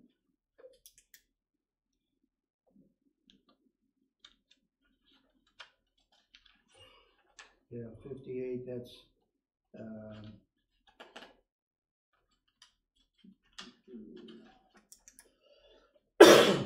paragraph F is brand new in the guidelines and it's now plugged into ours. Says in order to maintain the vegetation in the shoreline buffer, clearing and removal of vegetation for allowed activities including associated construction and related equipment operations within or outside the shoreline zone buffer must comply with the requirements of section 1502, and that's replanting requirements. Okay.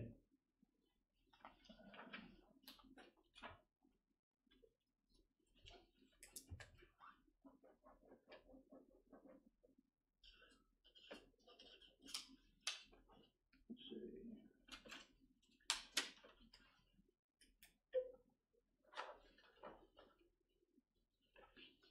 Page 59 is a whole new section.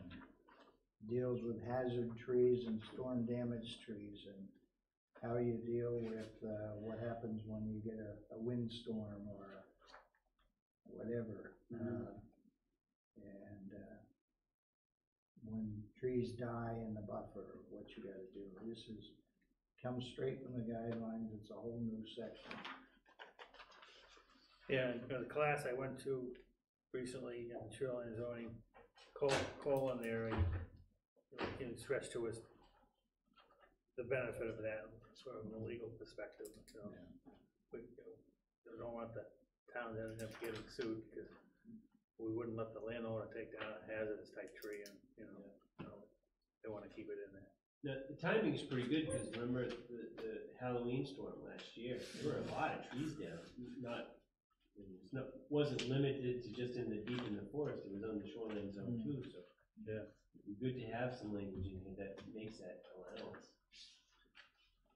So were you referring to Colin did you go to the thing down in Hollowell? Did they Yeah. already have that? No. Yeah. It was what, a week or two ago, a couple weeks ago? Yeah, a couple weeks ago.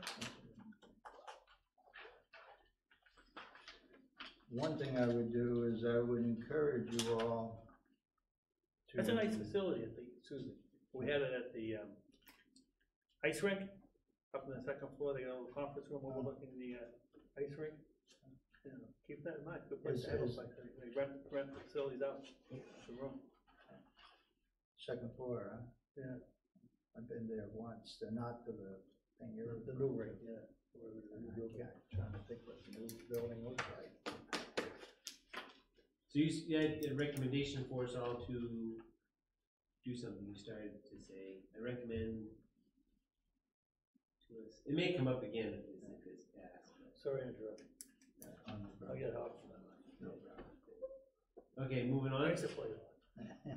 Where are we here now? I think we're into the 60s. Get by that, paragraph Q is new in the guidelines too, exceptions to clearing and vegetation removal requirements. Which page, Rich? 61, very bottom.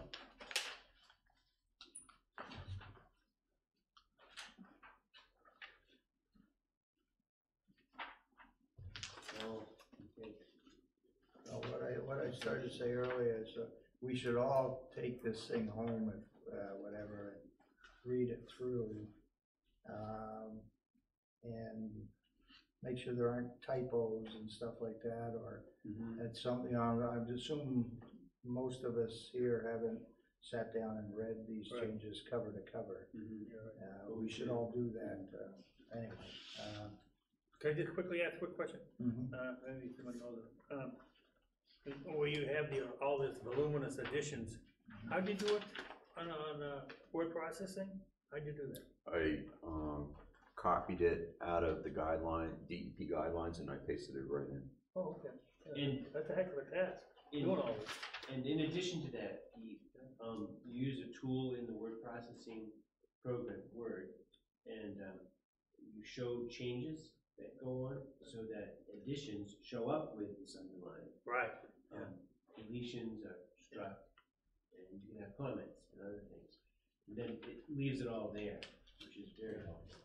Someone gonna pay George and Rich for the time? We got in the budget for them? Yeah, they get twice the normal pay. We're gonna all Let's stand see, at the 0 ballot times box, 2 so you can clap for us. Right, it's still 0. Yes.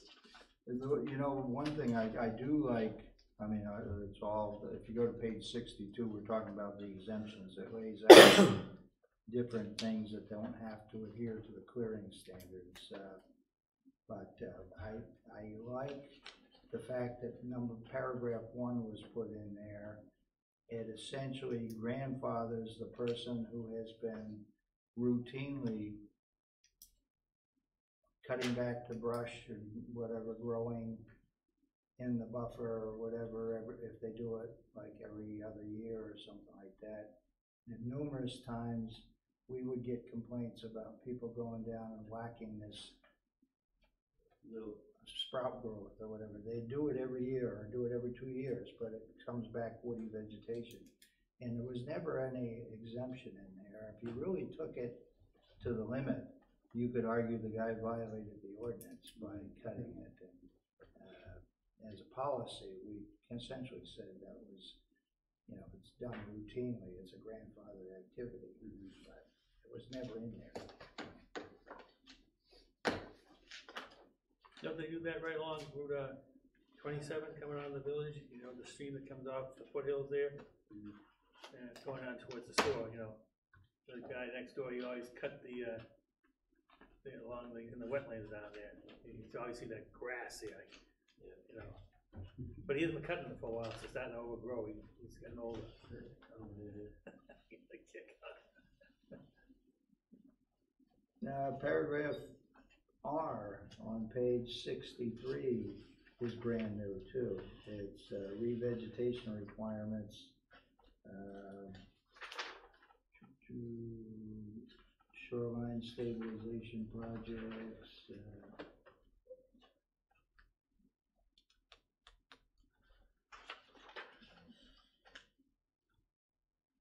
Oh, when there's, it's revegetation in response to violations. That's what it is. It goes into detail about what needs to be done.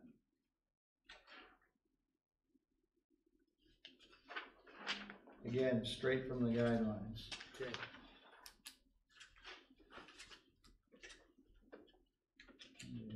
Erosion control, we didn't, on page 66, there's no changes there. 68. 68.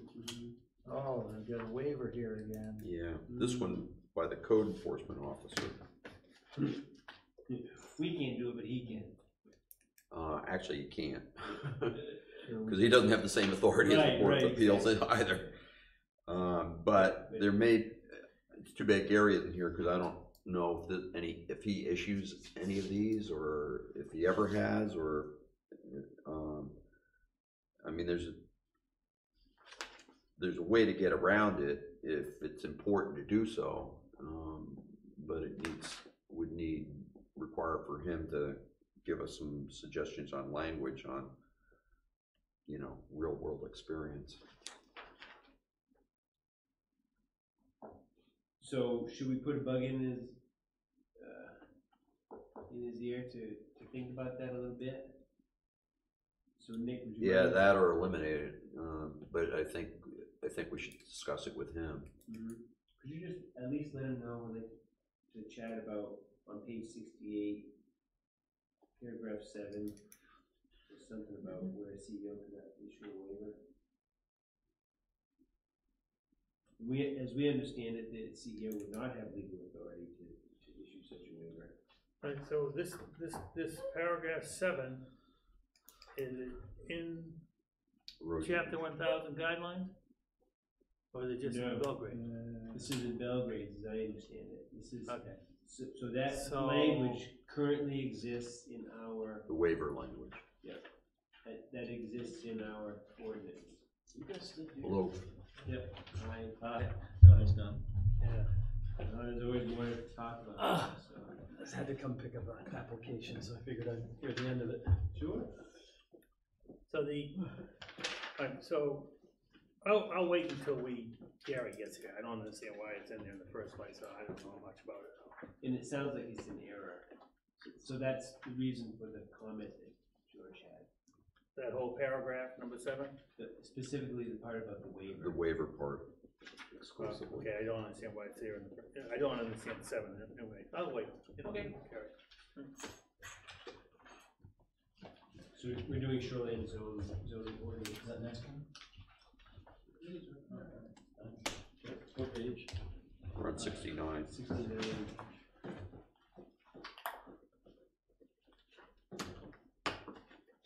So we're down the bottom, page 69, item 13. Well, while Rich is looking up something, this is just language we had agreed last winter to add. This goes part and parcel with the new requirement, state requirement in state law that for earth moving, you have a DEP certified contractor. Okay. And that appears elsewhere too, further along in the administrative section, but this is again in the soil erosion control standard. And that goes on to page 70, It, shoreline stabilization. no, that's a separate, that's a separate, section. So we ready to go on to page 70? Shoreline stabilization. Were we just talking about page 69? Yeah, Or something yeah, else? so we're on this shoreline stabilization update, so. Yeah.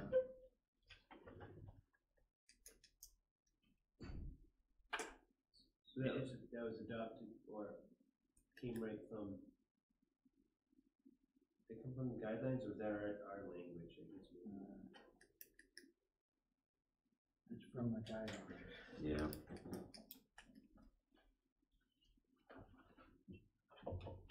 1,000 guidelines? Yeah, Yeah. chapter 1,000. I just forgot to add that. Okay. And no changes in soil or water quality. We did propose to rename paragraph W on page 71. Historical and archaeological sites. Yes. I vaguely remember that. That was, okay. A long time ago. But there was a glimmer, right? It's like, okay, I got A synapse something. just Yeah. starting the fire. It's good. That's what she said. Resource protection slope districts, all we did was make the capitals small letters. Okay. 71.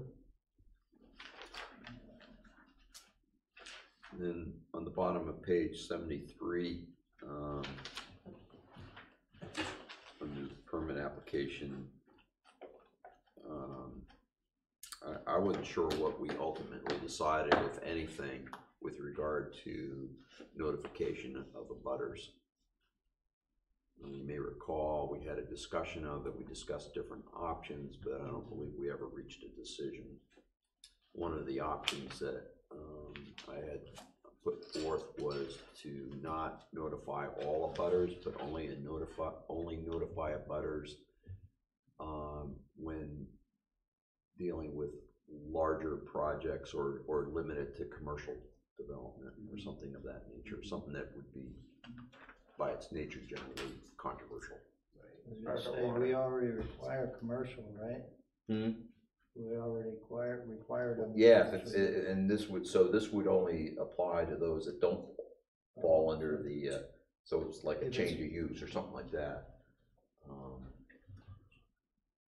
don't know, I'm not for notifying abutters, because unless they wanna pay my taxes, and they don't need to know what the hell I'm doing in advance. If it's residential and it's in the shoreline, if it's commercial, yes, by all means, but they don't need to know what the hell I'm doing.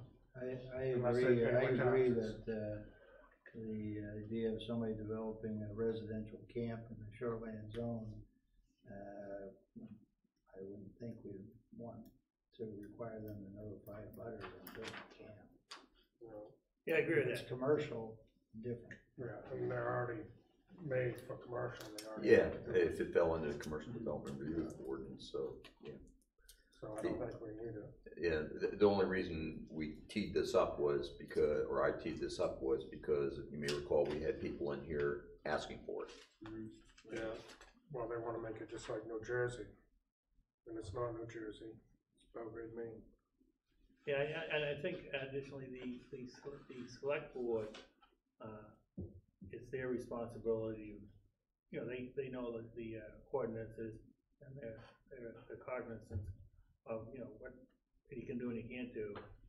And, so you gotta rely on the planning board to ferret things out, basically, according to the regs and laws, so I just, you know, that's further substantiation, not to bring the budding, owners, budding owners into private property situations.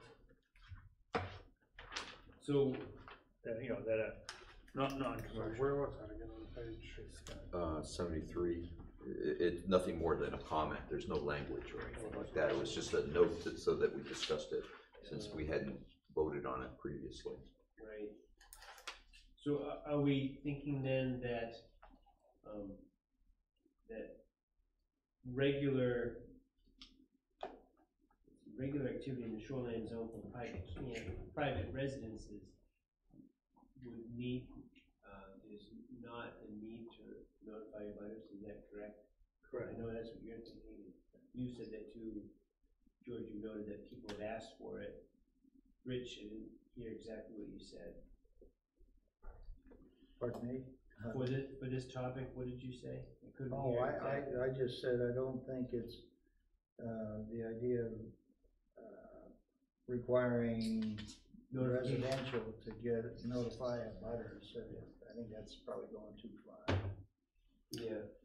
know- I definitely agree with that. I'm not sure, I mean, as Craig correctly noted, if it's a new commercial development with a structure over 1,200 square feet, then it goes to commercial development review ordinance and there's gonna be notification. But if somebody converts, say a camp to a commercial use where it doesn't trigger the, or a non-residential use, it doesn't trigger the commercial development. If I was the person living next door, I think I would have some, you know, I should be notified. Okay, can you say it this way, like, if there's a commercial use being done in shoreline zoning, the abutters need to be notified. You can throw it in positive way, right? That's what you're basically saying. Right? Your issue is kind of, you don't need a commercial development review ordinance permit or whatever because it's not big enough or Right. doesn't meet Or the if it's just a standards, change in but use. it's a commercial operation. Yeah, so- yeah. I mean, you know, given the fact that all these lots are cheek to jowl, you know, where you can almost use your neighbor's radio by reaching out your window. Yeah. The nuisance potential is It's there. significant. Right, so again, you know, I just thinking if you say it in a positive way, commercial, development, commercial use within shoreline zoning, the abutters need to be notified. Why you can't say that? Why Yeah, no, I agree. you just say it that way, rather than the negative all the time. Not easy to understand. Well, I was just phrasing it that way because of the way the conversation was Correct, going. okay. And then if you did it that way, we need to have a definition, you know, in shoreline zoning, of what is commercial? Do we have that? You probably got a definition, I'm hoping it doesn't, well, one thing, if somebody's renting their camp out for the summer or whatever, I'm hoping our No, Well, definition so, doesn't you consider know, that. so let's take a look and see if we got a definition, someplace, that. Well, let's look in the chapter 1000 guidelines. Page 141. Oh. So, I can see what they got in there for that. You know, we're gonna talk about it. Probably the same as ours, but go ahead. Let's see. Commercial use. Where's that? Okay, So, go get I mean, commercial I'm use. looking at the Guidelines? guidelines. Yeah, okay, Yeah, go, I'm on page 61. I'm on page 55, sorry. Okay. Okay, read it, Pete. So this one says, commercial use, the use of lands, buildings, or structures other than home occupations, defined below, the intent and result of which activity is the production of income from the buying and selling of goods and or services, exclusive of rental of residential buildings and or dwelling units. Okay, so why not, we It's just our definition too. put that in, is that our, It is our definition. okay, so, So that means we have the definition. Okay, To answer good. your question. So if that were the case, the language Pete proposed, I think, would be, well, in my opinion, would be acceptable, because it wouldn't be getting at the private, non-business. non-business circumstances Non-commercial. that Craig brought up, and I agree, Craig. I still don't get how there's gonna be a commercial that's not home-based in the shoreline, that's not kicked into the ordinance.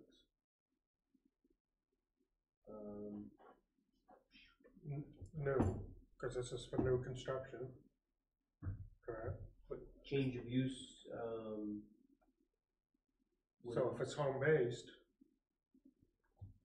it's excluded in our terms of definitions. In the commercial definition. Right. Okay, all right, so let's look in the guide definition here on chapter 1000 for home-based business. Is there one? You know, There's a home occupation. home occupation. Is there a definition here? I don't know. There is. There is. What? I got page 58. I'll read this one, all right? Okay. Okay.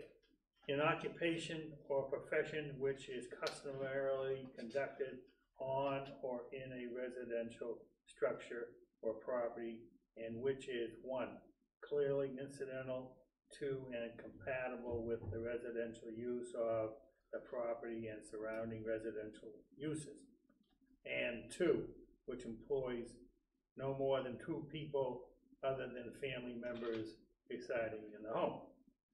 Right? So, And that's the same definition as in the commercial development review ordinance. It must come from statute, because you see it everywhere.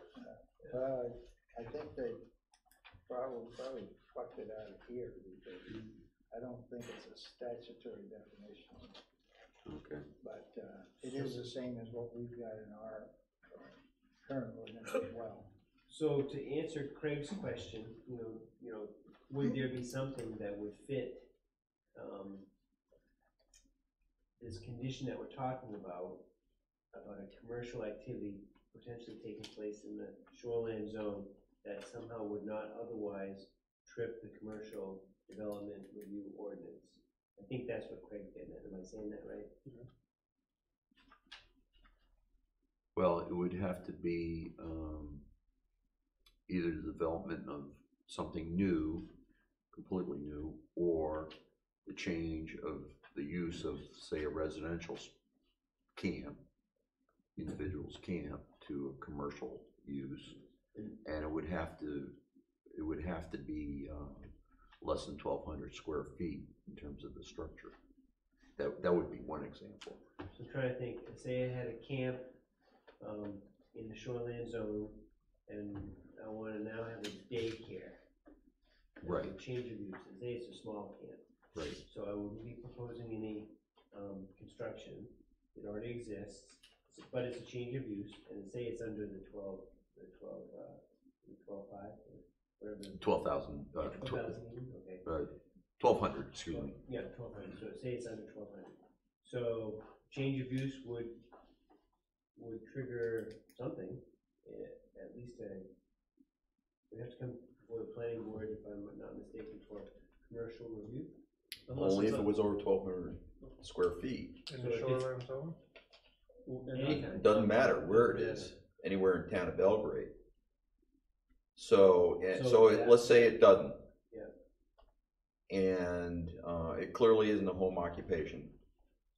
But there's, regardless, right now, wait a minute, I'm sorry. Yeah, it would come to the planning board. It's just, the whole question is, do the butters get notified or not? Right. And what I'm trying to think about is if it triggers review under commercial review ordinance, then we would have, unless I'm mistaken, notification through that process. So it was, What if it's 1,201 square feet. Yeah, under 2 employees though. If it's under 2 employees, it wouldn't go to commercial? If they were living there.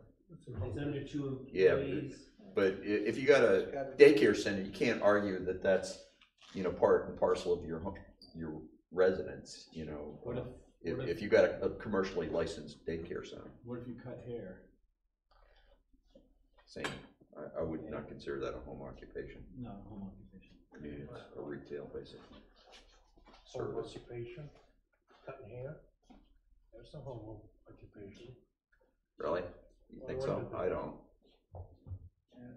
Is doing it at your house, under 2 employees? The newest thing's maybe. gonna be marijuana retail. What if somebody, there's a whole influx of cars in and out of somebody's camp?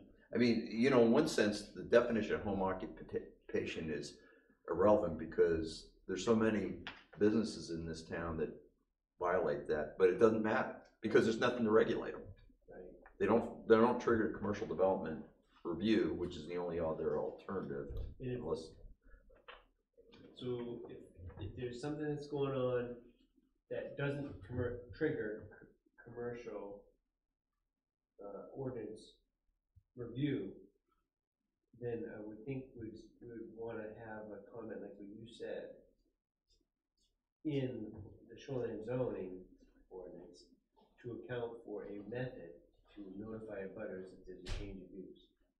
Okay, so what's an abutter gonna do? So Come to the planning board meeting. and just bitch. Just bitch, probably. Well, Just partly bitch. that, that's always part of it, but, It's possibly provide us with information we wouldn't otherwise get. Or hold I mean, up. it's sort of like, why do we do site visits? Collecting. You know, to collect information. I mean, the public has a right to know what this board does, but they don't always know to come. Very true. So, I mean, we're part of the town of Belgrade government. so somebody has to bring you a permit and let you know that it's gonna be something commercial, and then that would trigger an abutter notification. Unless they were to somehow disguise it, and we wouldn't be able to tell it was a commercial endeavor. But So, yeah, I think you're on the right track, I think. If a person comes to the planning board now with an application for a commercial, that would fall under the commercial development review ordinance. And if it took place in at all, that came before us, that would require notification of the butters. basically, it's only if they wanna expand the can. Now, what we're saying currently in the shoreline zoning ordinance, we are trying to wrestle with this idea of, are there instances where if something were to come before the planning board that was not for strictly a private construction, like Craig pointed out before, it's just a private residence that's going up. And so far it has been the opinion of the board that notification of the butters is not required at that point. But we wrestle with, is it important to notify butters when it's not that, and not a commercial review ordinance thing, but something small, something in between that is a commercial use in the area, a change of use. So can you have a gray area where there's nothing written, but if you feel that it has commercial qualities, that as a planning board, you can send out a letter to the abutter? Or a notification process of some kind. Just an offhand notification process. Yes, Rich? In my mind, I'm thinking, well, put it this way, things that are truly commercial, obviously commercial, that don't fit into the site commercial development review ordinance, I think it is appropriate that there be notification required. I think the biggest issue I have or whatever is kind of determining what is a home occupation and what isn't. And I go back to George's thing, like, I don't know if I don't agree with Craig that if somebody wanted to have a barber shop and he's got two people in his place making appointments, or even something like what about a dentist, want to have got one employee that cleans teeth while he does the real work or whatever. I don't know whether I wouldn't call that a home occupation. A dental hygienist can have a freestanding practice, actually. Right. Have a what? A freestanding practice. And- So there's a million of them that we haven't even thought about. Yeah, right, yeah. So- I mean, I could easily be convinced on both of those examples, but like, for example, my neighbor has a tree removal service, a tree service. He's got 4 employees. He's got 3 trucks, 3 wood chippers. His yard looks more like a commercial development, than a residence, or it's half and half anyway. Mm-hmm. But, you know, it doesn't matter because he doesn't fall under commercial development review ordinance. And he, even though the fact that he doesn't meet the definition of a home occupation. Right. Why doesn't he fall into the commercial? What's the, He doesn't trigger this, he's not large enough in square footage. For a building. or a building, a new building. It's just, you know, it's just his stuff in his yard, you know, I mean, How all big his does the building have to be? 1,200 square feet. That's it? But that doesn't meet the definition of home occupation. No, it doesn't, it's in a no man's land, Yeah. where, and there are plenty of places just like it in Belgrade. Yeah. But that's sort of immaterial, I think, you know, you guys might be right about, you know, home occupation exempting, you know, the guy with one barber chair in his breezeway or garage or wherever, I was just thinking of one I'm just that I thinking- drove past in the street. Yeah, in shoreline zoning, it's kind of irrelevant, because shoreline zoning, the property to buy, in order to buy, to get into shoreline and buy, the land is very, very expensive. To run a business out of a shoreline zoning residence, you know, it's kind of foolish. It's economically, doesn't make any sense as a rule.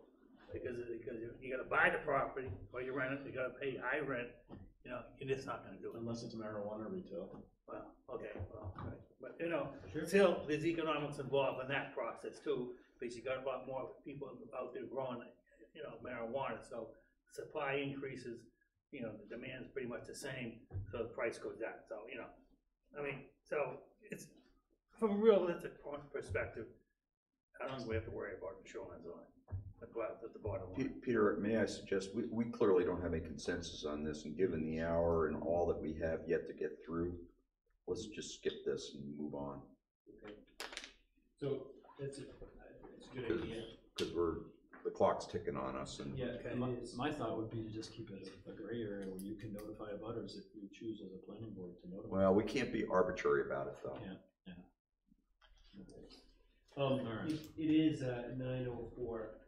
How much longer would the board want? 10 minutes. 10 minutes more. Okay. That's all I'm good for. Okay. So how do the board members feel? Well, I just feel like if we don't get through this tonight, we don't stand a snowball's chance in hell of making November's vote. So Not how when fast, you- how not when fast you- can we go through this, you think? Right now? Not when you consider the 2 public hearings that have to be held, our desire to hold a public informational meeting with the select board. Okay, let's keep plugging along. I mean, maybe others disagree with me, but Well, I'm concerned about the timeline too, because it's almost July. And that's right. November is gonna come in a blink of an eye. I mean, we have to have a final draft by the end of August. Right. And to do that, we have to get through this. So how much longer you figure we can do this in? 10 minutes. Go. Let's keep chugging. Not even halfway through it, so. There are a lot of changes later that, or there are not a lot of changes in some sections. All right, because I'm not saying much longer than a half hour, let me tell you. I gotta go. So, let's go. Come on, your girlfriend can wait. Page 74, 73, 74 says what needs to be on the site plan. I think we probably discussed that before. Yeah, we have Yeah, this Dealt with winter. that, yeah.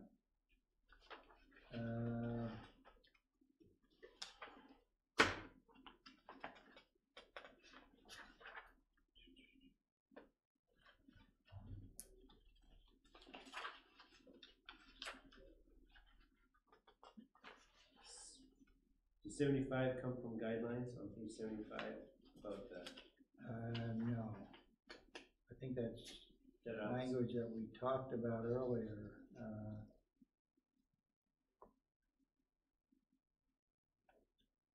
I know number 5 specifically says that you need the name of the DEP certified contractor.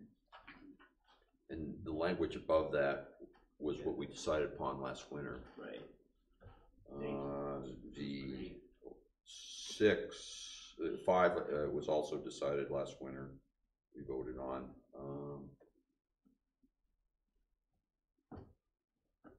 6 and 7 the same. 7's related to stormwater. Moving on.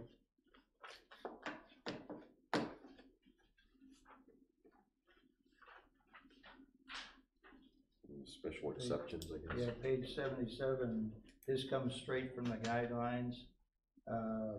It allows for a special exception permit in a resource protection district if the person can meet certain criteria such that no location on the property outside the RP district, the lot's undeveloped, there's already, in other words, not already a house there, whatever. All proposed buildings located on less than 20% slope, not in the floodway, limits the total footprint to 1,500 square feet. This is, again, straight out of the guidelines. I think it's appropriate to put that in there because if somebody has a piece of property they've owned forever and it's in resource protection, they don't have land outside of that. As I said in an earlier meeting, the AG said that that could put the towns at risk of takings issues, or at least court cases. Whether they win or lose might be a different story, but the state does not want to put the town in a position of defending a takings case that they possibly could win. So this was put in to make sure that give people an out, I guess, or an option. Right. Yeah. Appeals. Basically, it's pretty much the appeals section in the guidelines, which we agreed that if it's a, let's see, planning board permit that's rejected, it would be a de novo, no, it would be an appellate decision, and the code officer would be a de novo. And that's straight out of chapter 1000 Yeah. guidelines, right? Yep. Okay.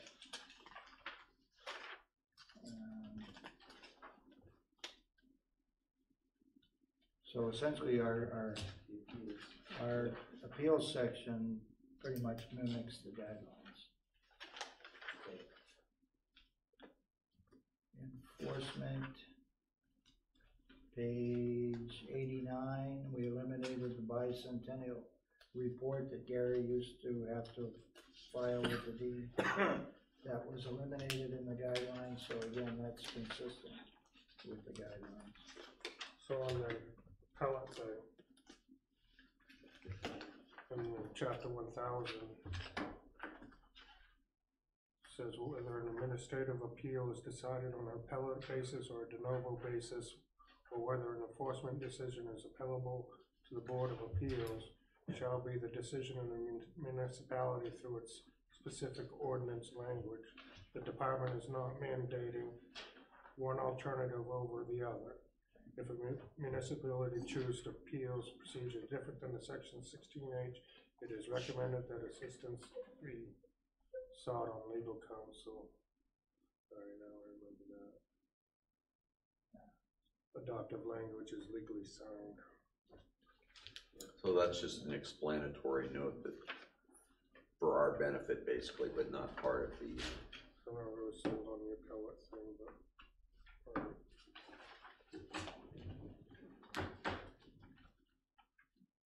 Essentially, by adopting the guidelines, we're doing the appellate and the de novo for that, and that's how the guidelines is worded.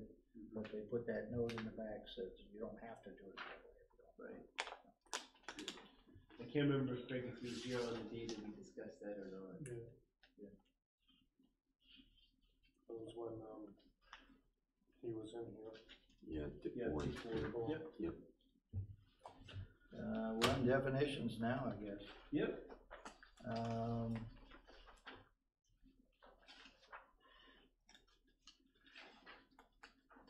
I'm on page 94. I'm trying to figure out what that.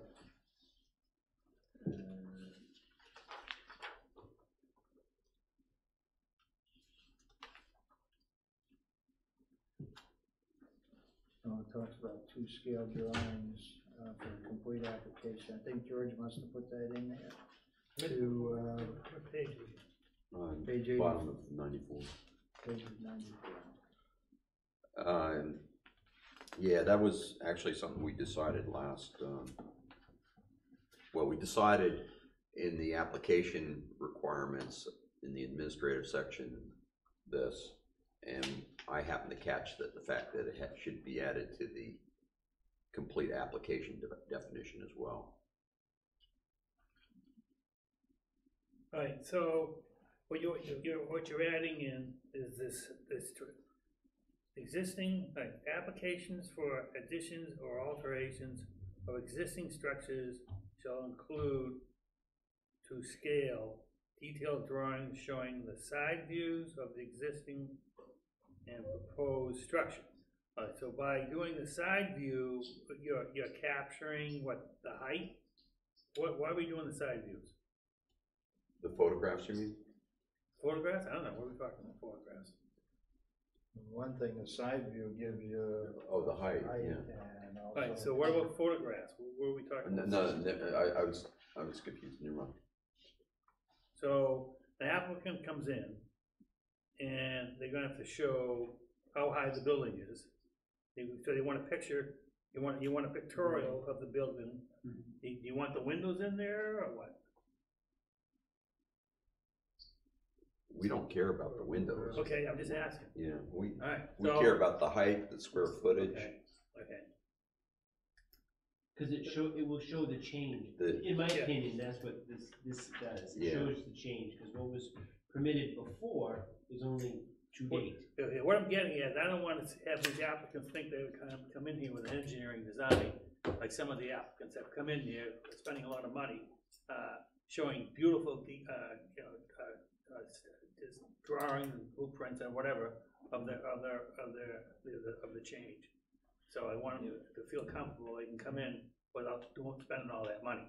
Yep. That's my point. Yeah, Yeah. we just don't want them to come in with a piece of paper with a square on it. Yeah, Okay. a napkin. I want to make that clear, you know. Makes good sense. I mean, I think, in my opinion, the language here is not overly onerous. It does not demand too much of the applicant, but it is asking for true scale drawings, and that's not that hard to do. You don't have to hire an engineer to do that. I understand that, okay, good. And then, of course, Gary can give them a little bit of guidance on that. Oh, yeah. You know, okay, all right. Thank you. Page 95, disturbed area, that's a definition that encompasses one of those new sections, in one of the new sections. Thank you for putting that in. That's straight from the commercial development review ordinance. All of these definitional changes that are shown here are essentially matching the guideline definitions, adding the ones that are not there before, but need to be in there. And some of our definitions have made minor changes to fit the DEP guideline definitions. So in effect, what we've done is by altering ours, we're mimicking or mirroring the definitions found in the DEP guidelines. Yeah. So, Rich, I did do word searches for floor area and forested wetlands, and they both appear multiple times in the ordinance still, despite the proposed changes. The forested wetland really surprised me. I'm not Yeah, sure. I couldn't tell you off the top of my head where, but without. Oh, so we want to eliminate those? Oh, Well, No, we don't. Richard asked me the question, should we be eliminating these, those definitions for area and forested wetland? And and asked me to do a word search, and I did. So forested wetland stays in there? Yeah. Yep. Yeah, because it's in the guidelines right now. Yeah, and it's also in ours as well. Yes. So we're keeping it. Yes. Okay. Functionally water dependent use, again, the DEP made minor modification to that definition. And so therefore I proposed it in our definition. Very minor, really. Hazard tree on page 98, that again is a new definition in the guidelines based on one of the new sections. Impervious surface area. Yeah, we decided, this was something we decided last winter, but that's the same definition as appears in the commercial development review ordinance. Land management road, definition that's in the guidelines, chapter 1000 and the forestry. It's essentially in there because we exempt forest management roads from the ordinance. We want to give people what the definition actually is. Malfunctioning system. It's either something that George found in the thing, or else it's in the new guidelines, which I'm gonna, that is a definition that is not in the guidelines. So it must be something that we decided we needed back when we came up with the new sections on septic systems. Yeah, where it comes from is the state's subsurface wastewater disposal system rules. It's consistent with state law and regs. Good. So what do we need this for? We need it because it's, we use that terminology, malfunctioning system, in the section about septic systems. Yeah, okay. All right. Let's see, market value of a structure.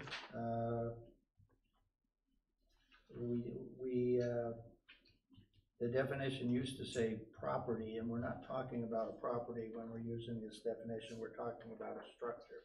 So again, we decided to do this early on, Yes. and so therefore we have it.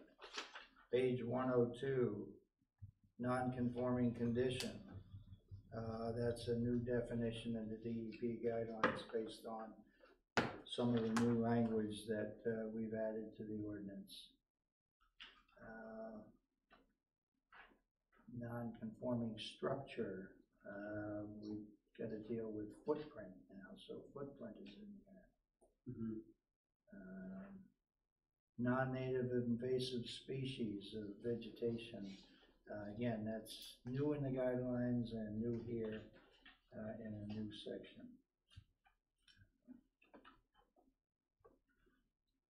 Like I said, basically, most all of these changes here are guideline related. Sapling, that's in the guidelines now, wasn't there before. Storm damaged tree on page 107. Oh. Streams. Change in definition of a stream. You notice we eliminated the old definition, and this is the new definition. It really isn't meant to change anything, but they're using maps. They're not using topo maps anymore. It's database type stuff. So the stream underline is new, is that correct? From the guidelines, yes. That is in the guidelines. Yes. And the stream below it definitely is scratched out. Right. What's the difference between the two? One of them used USGS topographic maps. Which And is the new one? No, the old one. That's the old one. So the new one's And using, the newest one, essentially, it's, I guess, similar, but they use, they're computerized and stuff. They got data sets of that same stuff. And so it's making up a more modern definition to accomplish the same thing. okay. Specifically, Pete, is the National Hydrography Data Set. It's a computer-based information that we refined to produce that description. Okay, thank you. Structure, we're adopting the DEP definition, which I think essentially says the same thing, but modified somewhat. It was modified, the language was modified enough that it was worth just striking the old language and putting the new one in. Yeah.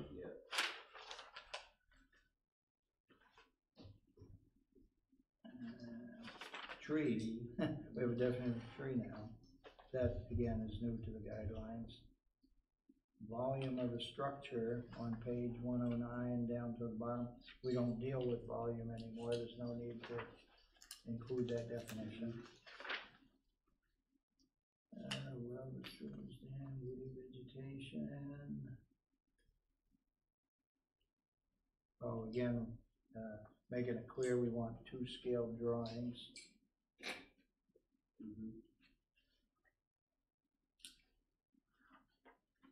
Now, where is that fitting in there?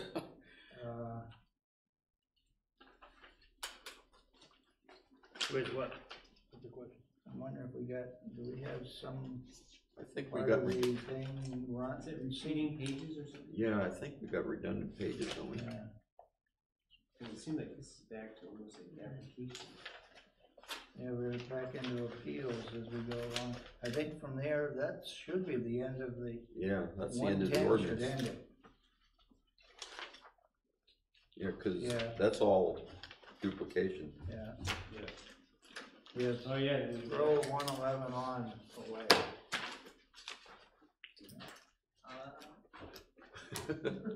That Machine makes got a little me carried feel away bad. on you there, Nick. I kept wondering why we had so much more to review. Okay, The paperclip fits now too. That's good, yeah. Where's the waste paper basket? It's our recycle basket. I'll get it. so we've gone through all of the substantive changes, and we've actually tackled some other things too. I think our next homework assignment, I like it. What's that? I like it on that. Throw on paper in there. That was on paper? I'm not sure. Yeah. So our next homework assignment would be to review this on our own, look for anything like typos, anything. Particularly look for section references and cross-reference to see, when you make all these changes, you change one thing, it changes the paragraph from O to P or something, and make sure that anytime we reference something, it's the correct reference. Anyway, I'm sorry to interrupt. No, I just wanted to make sure we all knew what our homework assignment was. We need to talk about our timeline. George mentioned it before in our discussion today. If we're gonna vote, if we're gonna have this in front of the voters, this November, which has been our plan, we need to make sure we work backwards from that timeframe to allow for all of our informational meetings and hearings, and make sure we update the select board and all of the things that we've talked about so far. So like was mentioned tonight, I think it's in our best interest and in the town's best interest to have this finished by end of August. Right, it's gotta be in the digital format we need, Right, right? that would be like the latest. The latest. So to me, I'm thinking, well, it's almost July, next month, the second meeting of the month, if we're gonna dedicate this meeting to this topic, would be when we have to agree that it's done. Really. If anything has to happen after that, it's gotta be minor, it's gotta be something that we got to be very flexible to get done. So, Nick, I'm hoping you can really help keep us on task. Yep. Have Denny keep us on task on this. I'll double check the time. Yeah. And make sure. Is it, So you guys wanna hold two meetings, right? One, just an informational meeting. No. The other one is like the actual Yeah, public hearing. so that we could make changes based on what we hear from people. Seventh, every month. So, I was almost wondering if we need to hold that public informational meeting at our next meeting, the second meeting in July. that would be a very smart way to do that. Because, we don't have to have, we have the big pieces in place, even if we have some minor changes of our own. We would be still being honest with the public in terms of what the major pieces we're proposing. And it would give, and the meat's here now. Yep. In terms of, getting feedback and possibly suggestions for, different ways to skin the cat. Right. That's a great idea. I think we should do that, for sure. So the second meeting in July will be, the 19th will be our informational meeting for this topic.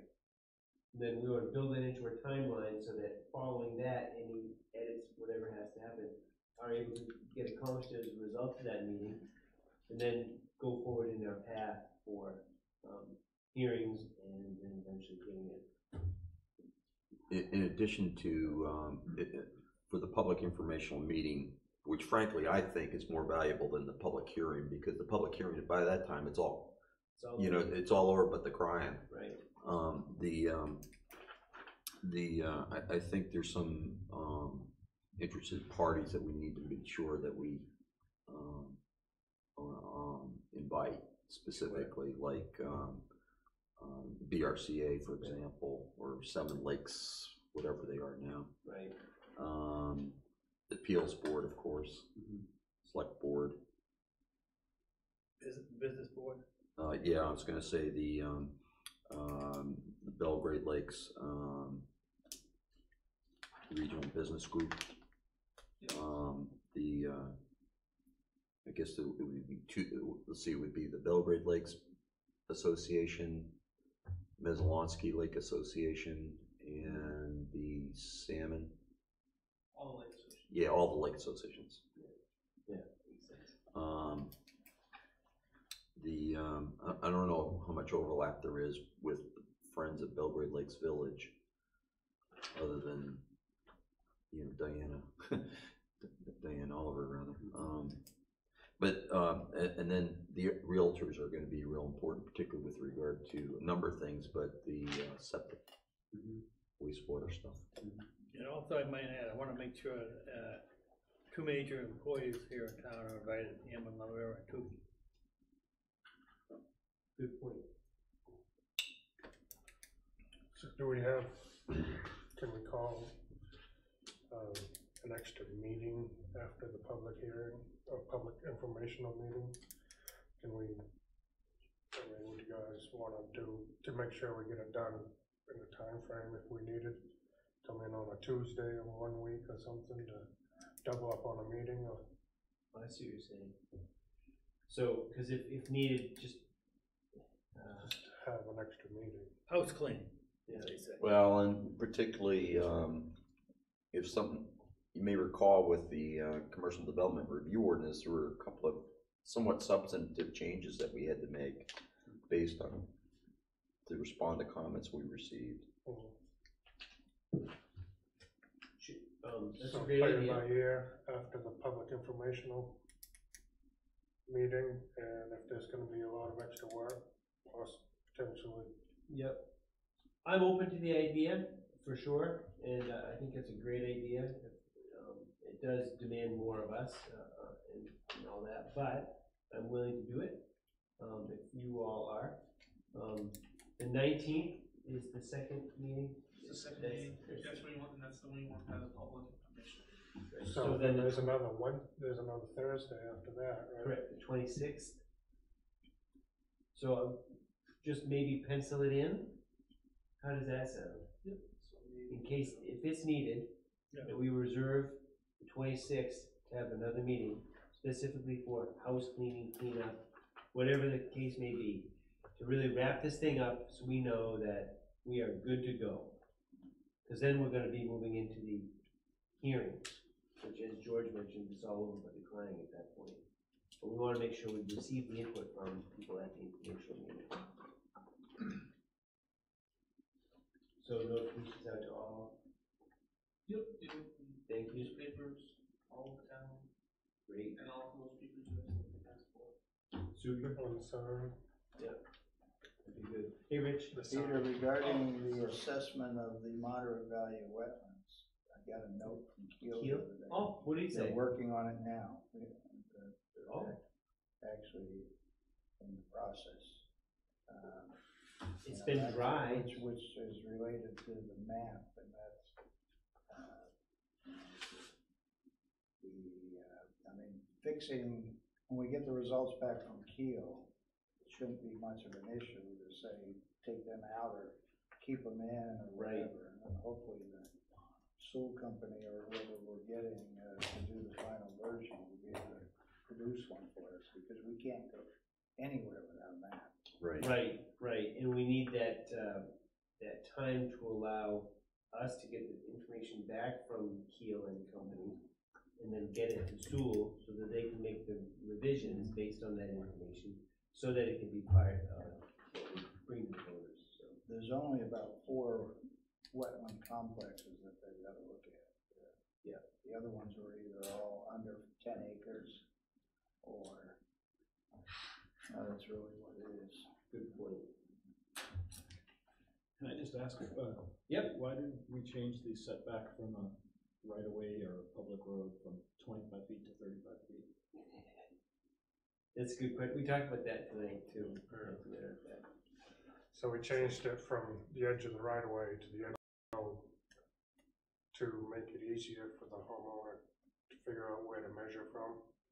So the edge of the right of way is generally further away from the edge of the road.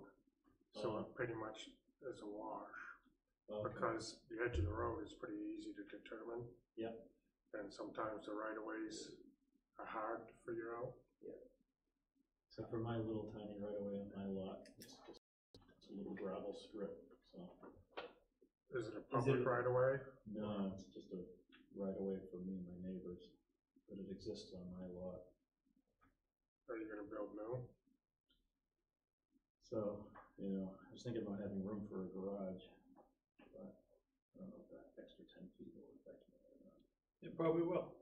Yeah. Yeah, so anyway, the vote went, 3 in favor and 2 against. Oh. You can check the records and see how the vote went. It's all public information. Because it's only a 75-foot wide lot, so. So if you go 35 to either side of it, that's my whole lot. Wow.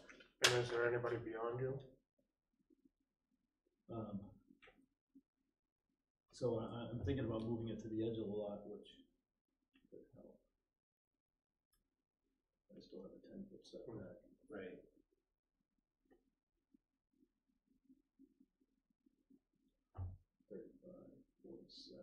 Is the right of way wider than the road? Yeah, so I'm gonna get down to a garage that might only be 15 or 18 feet deep, so yeah. Is the wide, It's an impact. is the right of way wider than the road, Craig asked? It's just a little gravel strip, 12 feet wide. I don't know. I don't know if it's, I'd have to check the deed to see if there's a specific width in the deed of what the right of way is. But I know I can move the right of way wherever I want on my lot. But now I gotta add 35 feet to it instead of 25. I think the right of way and the road is the same width for this particular structure. It's not like a paved road that has a bigger right of way than the actual pavement. Does that sound about right? Yeah, and that's a perfect example of why the 35 may not work. Maybe that's why the 25. In this case, it would be easier to work with because there's a lot of lots that are as small as mine. And also down at Pinkham's Cove, there's a lot of small lots down there. Yeah, even 50-foot lots.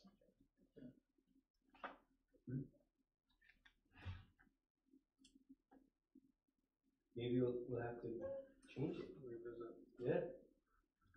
and maybe just make it 25 feet. Yeah. I don't know. I'm open I'd vote for, that. I'm not nailed down to any set thing on that. I'm open for anything.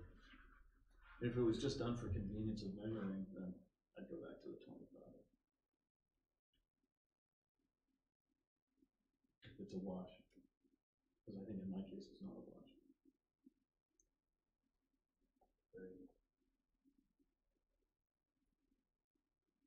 I was thinking about it not specifically to any single case. I was just thinking about it town-wide, Yeah.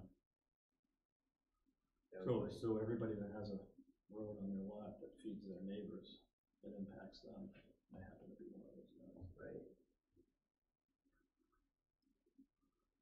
Okay. Do you have any other questions for us? No, I couldn't really dig through and find but I think I know the basics. We're not going with the 30% expansion. We're going with the footprint. Right. Footprint.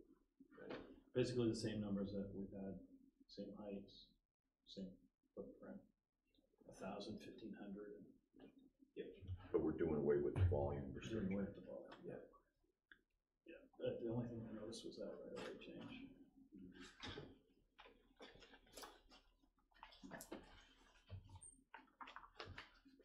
We're gonna do away with that additional section. I just read through all that, it's all crossed out. But you said that was a rule that hardly anybody took advantage of. You get 1,500 square feet at 50 feet. It's the alternative plan, remember that one? And, but it requires a forest, and Yeah. if you happen to have a 50 feet of forest in front of you. Yeah. And if not, you gotta, come up with like a lakeside landscaping of, That's being removed. It's being removed, right. DEP removed it from the guidelines. yeah. Right. And so we were gonna make it consistent, ours consistent with DEP. Yeah.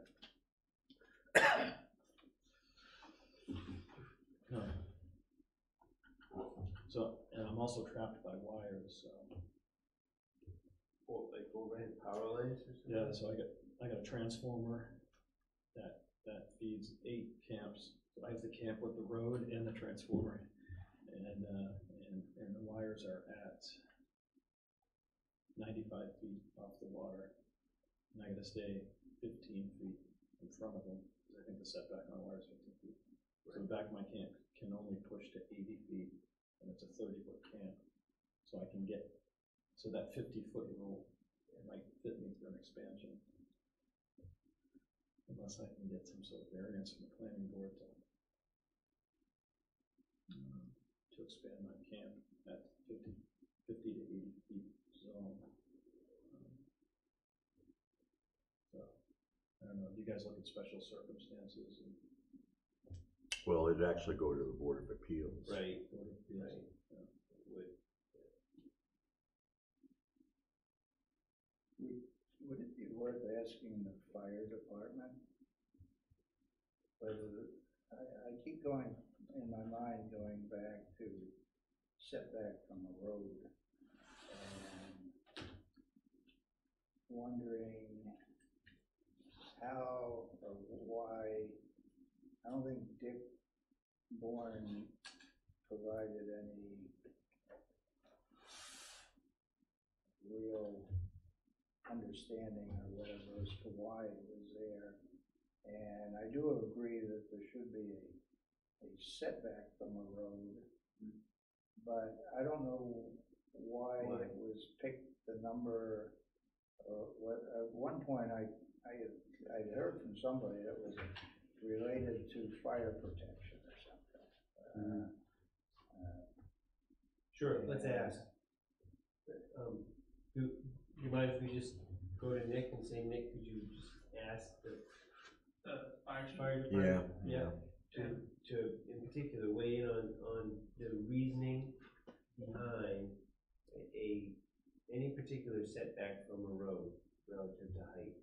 In this case, was it 35 feet? It's 35 feet what we have right now from the road. Yep. What used to be 25 from the right of way. But we'd be interested in knowing what the reasoning is, if there is any that they may have about this. I would be interested. Yeah, for sure. and this doesn't apply just to this ordinance, it also applies, like I said, to the minimum lot size ordinance that governs town-wide. Yeah. I only know about that because when we put an addition on our house, that was a limiting factor. There you go. it's the height of the wall falling down from a fire. They don't want it to land on the road. We've heard that. But generally, it doesn't fall down like that, it usually It just collapses. collapses. My So- 3-story barn fell over sideways when the fire department burned it down. Really? That would've been We've a heard lot more- the logic that you talked about. Yeah. We've heard arguments for and against it. Yeah, and I'm sitting here listening to your conversation and stuff, and it's like, You mentioned a small road versus, I'm thinking like there's a public road or whatever that is short. And then there's some of these camp roads which are really almost driveways. Yes, Yeah. exactly. Well, and maybe there should be two Well, different ones, I one was 35 feet for a public road and 25 feet Well, for, that's what I was, exactly what I was Plus mine's thinking. surrounded by lawn, so you just drive onto the lawn if you had to. Yeah. No, You George drive makes a down- George makes a good point, and we gotta consider that. Yeah, I would entertain them. Private, oh, that's a I'm not private sure right I'm away here. versus a public, that's true. But- Mine is technically a private right away, not a public right away. It's not plowed, it's not maintained. or actually, we use private road versus public road. I'd be open to that idea. I'd be willing, is it too late to make a motion? No, we haven't. I'd make a motion that we do have a dual standard, one for public roads at 35 feet from the edge of the road and private roads 25 feet. I second it. Any more discussion? All in favor? You got that? So your trip down here was worth something, wasn't it? I had to speed read this thing though. Hey, you know, we have an opening here. Don't we have another opening on the, planning board? Sure. Keep that in Roger's retiring? No, No, we have another it's- alternate. we have an opening. No? Yeah, We're moving to town. Except your vote counts as much sitting there as it would here. As an alternate. It's a non-voting spot. Unless there's two people. out. Yeah, yeah. right. I can vote tonight because we're missing something. Yeah, so you'd be the second on the chain, so if Rich was here, then there would have to be two full-time members out. But if he wasn't here, then it'd be your vote. So, do you have any other questions for us tonight? So July 19th will be, Public information. how do you I advertise it? be in the newspapers, be on the sign on the website, and it'll be posted on all different spots around town. And if you want, I'll put you on a list for notice. For notice of what? Well, I'll send you an email or something. Oh, yeah, Rich.Sampson. Okay. Rich Dog Sampson. SAMSON. Yep. At iCloud.com.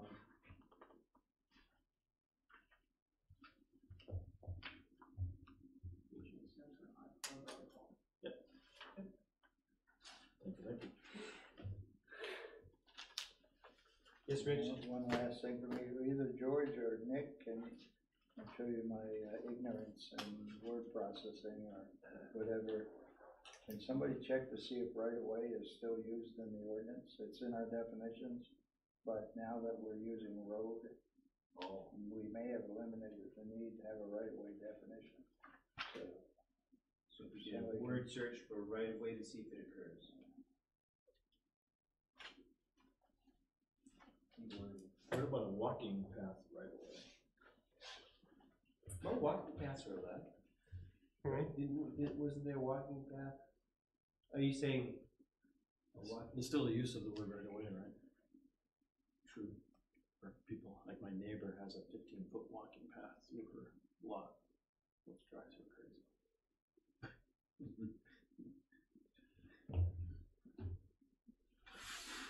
All right, anything else from anybody for tonight to discuss? No, I don't have any other updates. Thank you all for your time, both in preparation for the meeting, the work going into the digital form. Rich, George, thank you again very, very much. And we have a homework assignment to review this, looking for typos and specifically references to other places. See if any wires get crossed from doing so. I assume when you put out the email notices, like to the interested parties, probably be good to have a copy of very clearly labeled draft, Yep. And a date, I guess, on it, so that people could go look at it. Actually, real quick question, do you want the draft to have all the comments and stuff still in it? Or a fresh copy without all that? No, I think it needs to have my personal feeling is it should show the I think that's what changes. we do with commercial shows.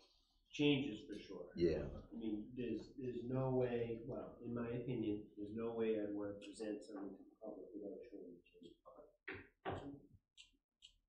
That way there's context to say, oh, this is what it may, it's a little confusing sometimes, but it also shows exactly what we've done. We're not, everything's observable. right. Should we go through some of them comments like, Rich, this is confusing, should we rewrite this? Oh, yeah, you might wanna eliminate the comments. And that was his initial question. Was Oh, I'm comments. sorry, I didn't hear that. That's okay. So comments out, all changes in.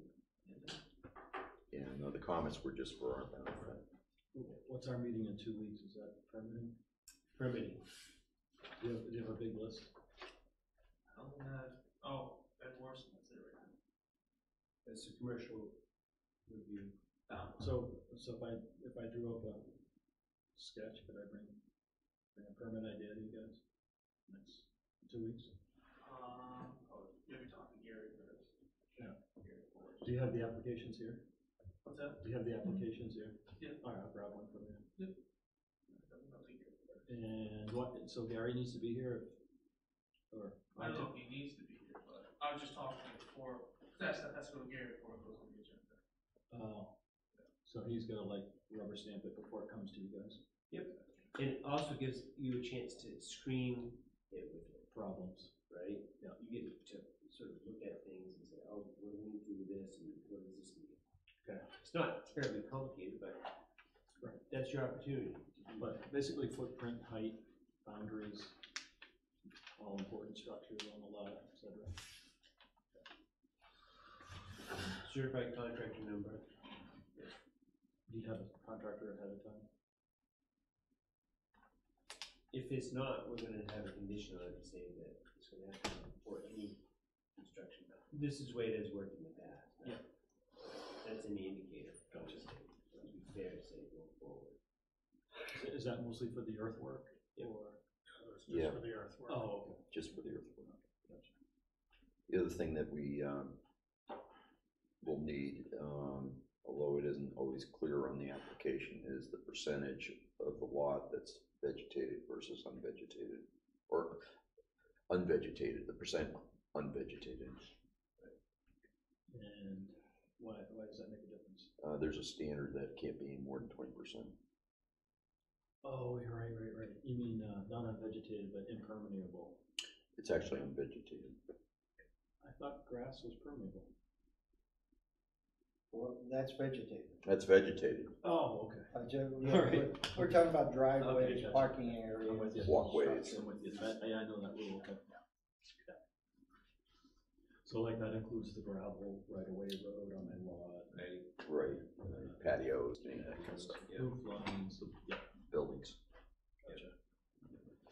Yeah, I've checked that out, I'm way under 20. If nothing else, we can call it a night. It's only 9:50. Roger left 10 minutes ago. I mean, no, Roger